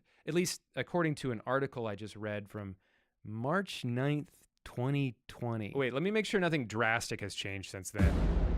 If the record industry is a story of 3 companies owning all of the music, then the live event industry is a story of one company controlling the entire mechanism by which concerts operate. Since merging in 2010, Ticketmaster and Live Nation have bulldozed their way into a monopoly that controls every part of the transaction. Not only do they own most of the biggest venues, but they've made it so the only way you can buy tickets to those venues is through them. And now that you have no other choice, we can charge all kinds of exorbitant fees. Service fees, processing fees, convenience fees. Come on, guys. Isn't this convenient? And the monopoly goes in every direction, since most artists are forced to work with them as well. If they want to take 10% of the revenues and call it a facility fee, they can and have. If they want to charge $30,000 for the house nut, they can and have. Some good news, the government sued Live Nation back in 2024, a lawsuit that recently reached a settlement. One of their processing fees, which was revealed to be pure profit and didn't actually cover any costs, is now illegal. The bad news, they just moved it over to a service fee instead. At least with streaming services, you can say that the customer is getting a good value. $12 a month for 1 trillion songs, and I can listen to the Hours of Silence podcast. The prices aren't the problem. It's just what happens to that money later. But with live music, Ticketmaster's monopoly only drives prices higher and higher and higher. Couple that with a rapidly worsening economy for the average person, and attendance rates are going way down. Some huge artists with massive streaming numbers have had to cancel entire tours because not enough of their tickets were selling. And yet if you ask Live Nation CEO, he'll say they're still not expensive enough. Average concert price is $72. The concert is underpriced. It's like a badge of honor to spend 70 grand for a Knicks courtside. They beat me up if we charge $800 for Beyonce. One of the biggest causes of price gouging is the resale market. Now, an artist might try to set a maximum ticket price on one of their tours because they want as many of their fans as possible to be able to afford it. But unless they have enough negotiating power, there's nothing stopping the secondary ticket market from swooping in and ruining it for everybody else. A 2016 law called the Bots Act was supposed to make it illegal for scalpers to use certain technology to buy large quantities of tickets and resell it all for a profit, but Ticketmaster could not give less of a fuck about that. When a ticket gets resold through their website, they get to collect service fees on it twice. One, when the scalper first bought it from them, and then an even bigger fee when they resell it for a higher price. The resale market is a huge factor for why tickets have ended up so expensive. But it's important to remember that any of that profit from a resale doesn't make its way back to the artist. To them, the transaction ended when the first sale was made. So even though they tried to make the ticket more affordable, their fans still had to pay twice as much anyway. Only that entire profit ends up in the hands of Ticketmaster and the person or company who resold it. Which sometimes is also Ticketmaster. The artists lose, the fans lose, but the giant company wins again. Now, these had all been growing problems for years, but where shit really hit the fan was during COVID. The industry got decimated, especially for smaller venues and musicians. But many of the ones that did survive have seen their profits drop to an almost unsustainable level. I wanted to ask some touring musicians about the business side of things, so I drove up to Gainesville, Florida to talk to my friends Sergio and Andrew, who at the time of recording were about halfway through their tour with the band Dance Gavin Dance. Let's break down like a tour. We do 2 buses, 1 bus for the band and 1 bus for the crew. And then we have a semi because we have production, lighting, and all of our sound gear, all of our in-ear monitors, and then all of our backlights, so our amp. So when you do all of that, now you've got probably $300,000+ right out the gate for a month plus long tour for just transportation. That doesn't cover gas, which is higher than ever. Let's say, you know, a fan spends, just for math's sake, $100 on a ticket. That's a lot for a fan to spend, but you take all these costs away and all of a sudden the amount of that's actually going to the band, what percentage goes to everyone who reaches their hands in? Management agent, just on our team's side of things, 30%. Already gone. Your Live Nation, your extra fees, things like that, that's usually an extra 10%, sometimes 15, in some cases 20. The abstracts would be your expenses, usually about 50%, sometimes more on bigger tours. That leaves maybe $10 to $20 out of that ticket that goes to the band, and then that would be split 4 ways. So let's say it's 20.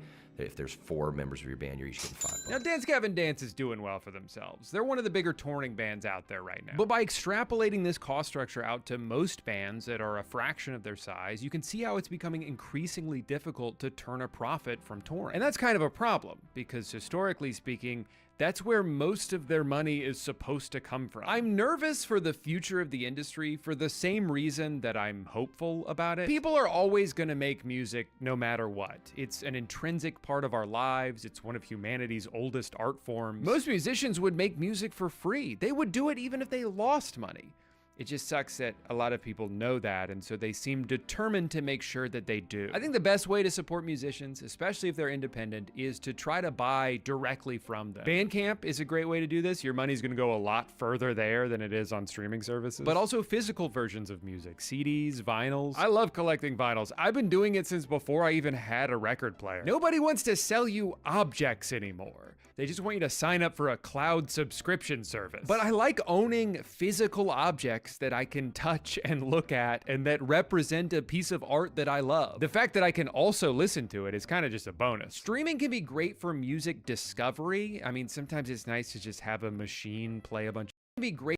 Piece of art that I love. The fact that I can also listen to it is kind of just a bonus. Streaming can be great for music discovery. I mean, sometimes it's nice to just have a machine play a bunch of songs until they find one that you like. I canceled my Spotify a couple years ago, but I still use YouTube Music because it's included in premium and I was already paying for that anyway. And I found a lot of cool bands from it. It's a useful service. But I also don't want to take it for granted, you know? Just because it was easy for me to discover an album doesn't mean it was easy for them to make it. If someone's music adds value to my life, I want to try to give some of that back.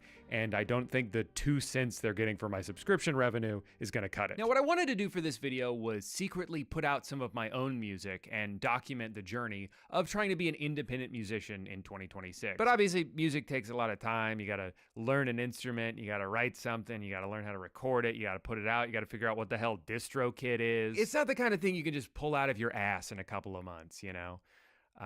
So I decided that if I was going to do it, I should probably start 4 years ago.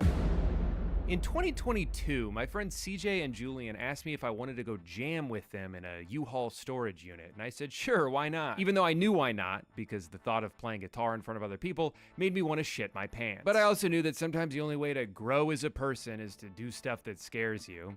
I wish it wasn't.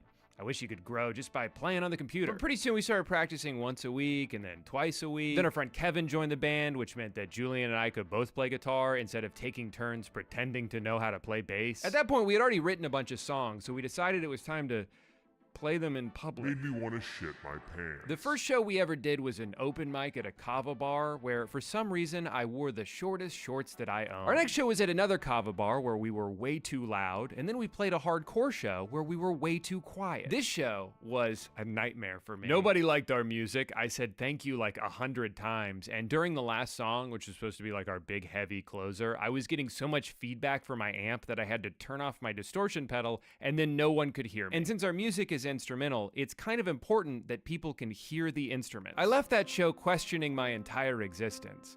Maybe I'm not cut out for this. Maybe I should just give up. And then our next show was the best one so far. We did a couple more shows here and there, but then we took a break to focus on our real goal, which was to make an album. We had the space to record it. We had started buying the equipment. Kevin was learning FL Studio. We had a bunch of songs. So instead of just dropping like 1 or 2 singles and moving on, we decided we're not gonna put anything out until we finish an entire album. Plus, how long could it take, right? 3 months? 6 months? 2 years! Turns out when you're 4 adult men with 4 adult jobs, 3 if you don't count YouTuber, there are only so many hours a week you have to devote to your instrumental emo band. So finally, after months of staring at the back of Kevin's head, we exported the album. We hired our friend Alexa to do the artwork. The only direction I gave her for this was like, I don't know, maybe something with a bird on it. And then she hand painted this beautiful masterpiece. It's actually too good. It's better than our music is. For real though, we're all extremely proud of this album and the work that went into it. And we'd love it if you gave it a listen. It's like half the length of this video, so you can't tell me that you don't have time. You could have listened to it twice already instead of watching this crap. Actually, for all I know, you could have already listened to it. We put it out back in March of last year. So here's what the past 15 months has been like. At first, things were better than I expected. We had a couple of the YouTube videos get like 100 views right away. One of the most gratifying moments of this entire process was getting like 3 comments from people saying, I don't know how I got here, but this is really good. At one point I saw that somebody Shazammed one of our songs and we talked about it for a week. So everything was going pretty good, and then like a month later, it completely stopped. Turns out it doesn't matter how much time and effort and money you put into music. If you throw it up on streaming services and don't tell anyone about it, it's probably just gonna disappear into the void. There were weeks where I'd get an email from Apple that were like, hey, just letting you know, nobody listened to your music this week. Keep up the good work. It really does feel like we put a drop of water into the middle of the ocean and we're just waiting for people to find it. I guess it also probably doesn't help that our band name has terrible SEO, because it's a word that already exists but that we purposely spelled wrong. On some platforms, you can't find it even if you're going out of your way to. But a couple months ago, I decided that it was time to lock in and that I would earnestly navigate some of the artist engagement tools the internet shoves in your face. I had started using the band's Instagram page more to post about shows and connect with some other bands, and I could tell that already Meta had all of the information they needed to categorize me into what I can only assume they call their desperate artist program. Because suddenly every single ad I got was about posting banner ads on Spotify or having a website analyze my songs so they could pitch them to playlists. Oh my God, this interface is so predatory. They are doing everything they can to convince you that they're on your side. What do we get out of this? Nothing, man. We just want to help a brother out. Now, if you wouldn't mind giving us $40. And what the fuck is this? Your analysis is expiring in 10 minutes? How? What, are you gonna forget? My trepidation turned to joy, though, when they told me that my sophisticated arrangement makes me stand out from amateur producers. Wow, I'm flattered. They also told me I had a 74 hit potential. I had no idea. Who was gonna tell me I was sitting on top of a gold mine? Out of curiosity, I tried another one of my songs. It's called Golden, and I wrote it for the Netflix original movie K-Pop Demon Hunters. And oh my God, the craziest thing happened. They told me almost the exact same shit, except they only gave this song a 72. That's right.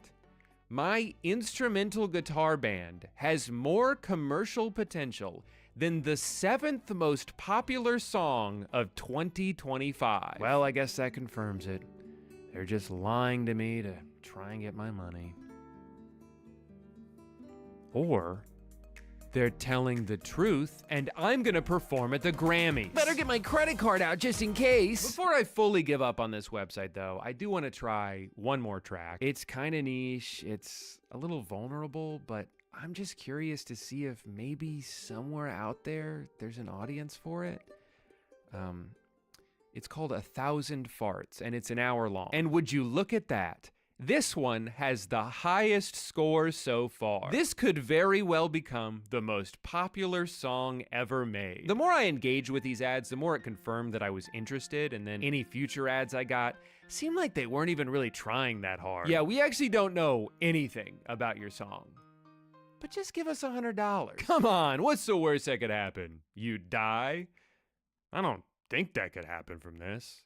So just give us $100. I swear on my life, I will try my absolute hardest to get you on Top White Girl Music 2026 Songs to Sing Along, Best Song to Listen to at Parties. And if that doesn't work, we could always try one called The Best Songs Ever. Sure, that seems like a realistic place to start. The sheer flood of similar websites honestly made me distrustful of this entire cottage industry as a whole. But for the video, I wanted to try at least one of them, so I ran a campaign on SubmitHub. Now, I have no idea if this is any more legit than these other websites, but at the very least, I think it's been around the longest. But just like the ones from the ads, immediately asking for $100. This time, though, I paid it. And then for the next several days, I physically winced every time I opened my email to see a roundup of the process so far. Rejection after rejection after rejection. Everyone generally had nice things to say. Hey man, this sounds great. You guys should be proud of this.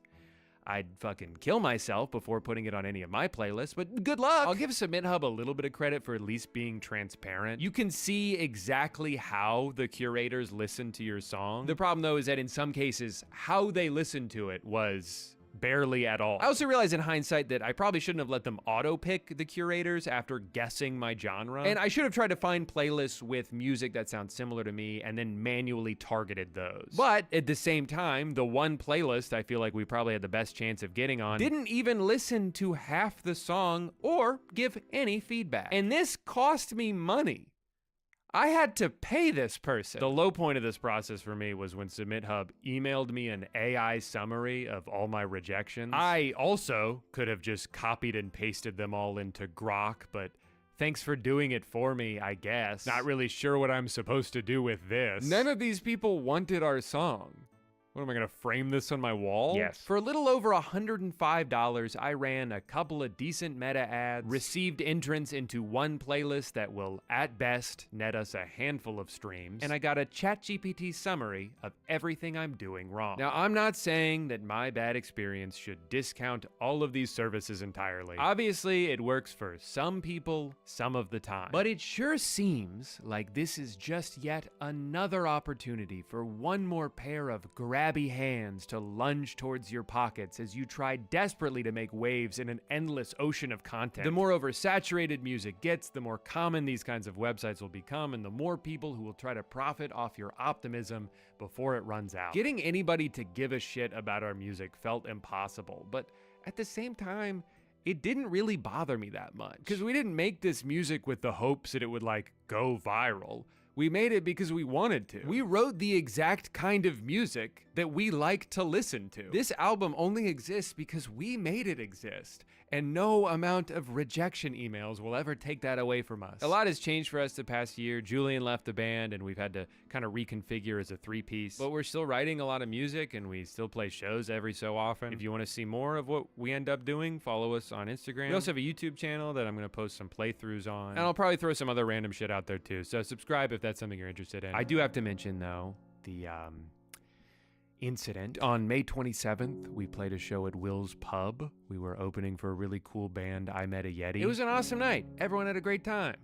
But somebody took a video of it and put it on TikTok, and now everybody knows my secret. I cannot believe that I successfully hid this from the world for 4 years, and then like 2 weeks before I plan on making a video about it, someone else beat me to the punch. Not cool, bro. But I guess it just goes to show that everything I said in this video was a total fucking lie. Music's easy. What are you guys whining about? All you have to do is be a YouTuber for 9 years, but don't make any music. Not yet. Once you've given it at least 5 years, you can start a band with your friends, but don't tell anybody about it. It needs to be a surprise. Without the surprise, this doesn't work. Just keep chipping away at it in the background. Spend an unbelievable amount of time and money on it. Record an album, release the album, make $18 from it each, and wait an entire year. Only then can you play a show at a local bar in Orlando, have it recorded by a random stranger who uploads it to TikTok, where it goes medium viral for a couple of days, probably less so because people like the music and more so just because it's kind of interesting you're even doing it at all. And that was my master plan. It may have taken me almost a decade, but it was all worth it when I saw our monthly listeners on Spotify go from a measly 109 all the way up to 175. Wait, is that it? That video got like 1 million views. Even in just the past 4 years since we started dicking around in that storage unit, I feel like I've already seen corporate greed price out so many artists from the industry and so many fans from being able to participate in it. But I also realized that there's a thriving local scene that I had no idea about until I started going to shows and meeting all these really cool musicians, a lot of whom are now my friends. Maybe it's not always realistic to spend $300 on nosebleed tickets at a sold-out arena, but who knows? There might be a free show happening right now at a non-profit venue inside a bowling alley. Your new favorite band might be performing at a bar 2 miles from your house. Music is worth making. And if you feel the need and you feel the burning passion to want to make music or art or in general, do it. Recruit your friends. Get out and meet people. You might not be able to film your own music video, but your friend has a camera and has a film experience and wants to get involved in a project. Develop your friends. Develop each other. Like, get into a scene of people and build those relationships up from the ground up. And I think beautiful things can come of that. Day in the life of a lazy teenager.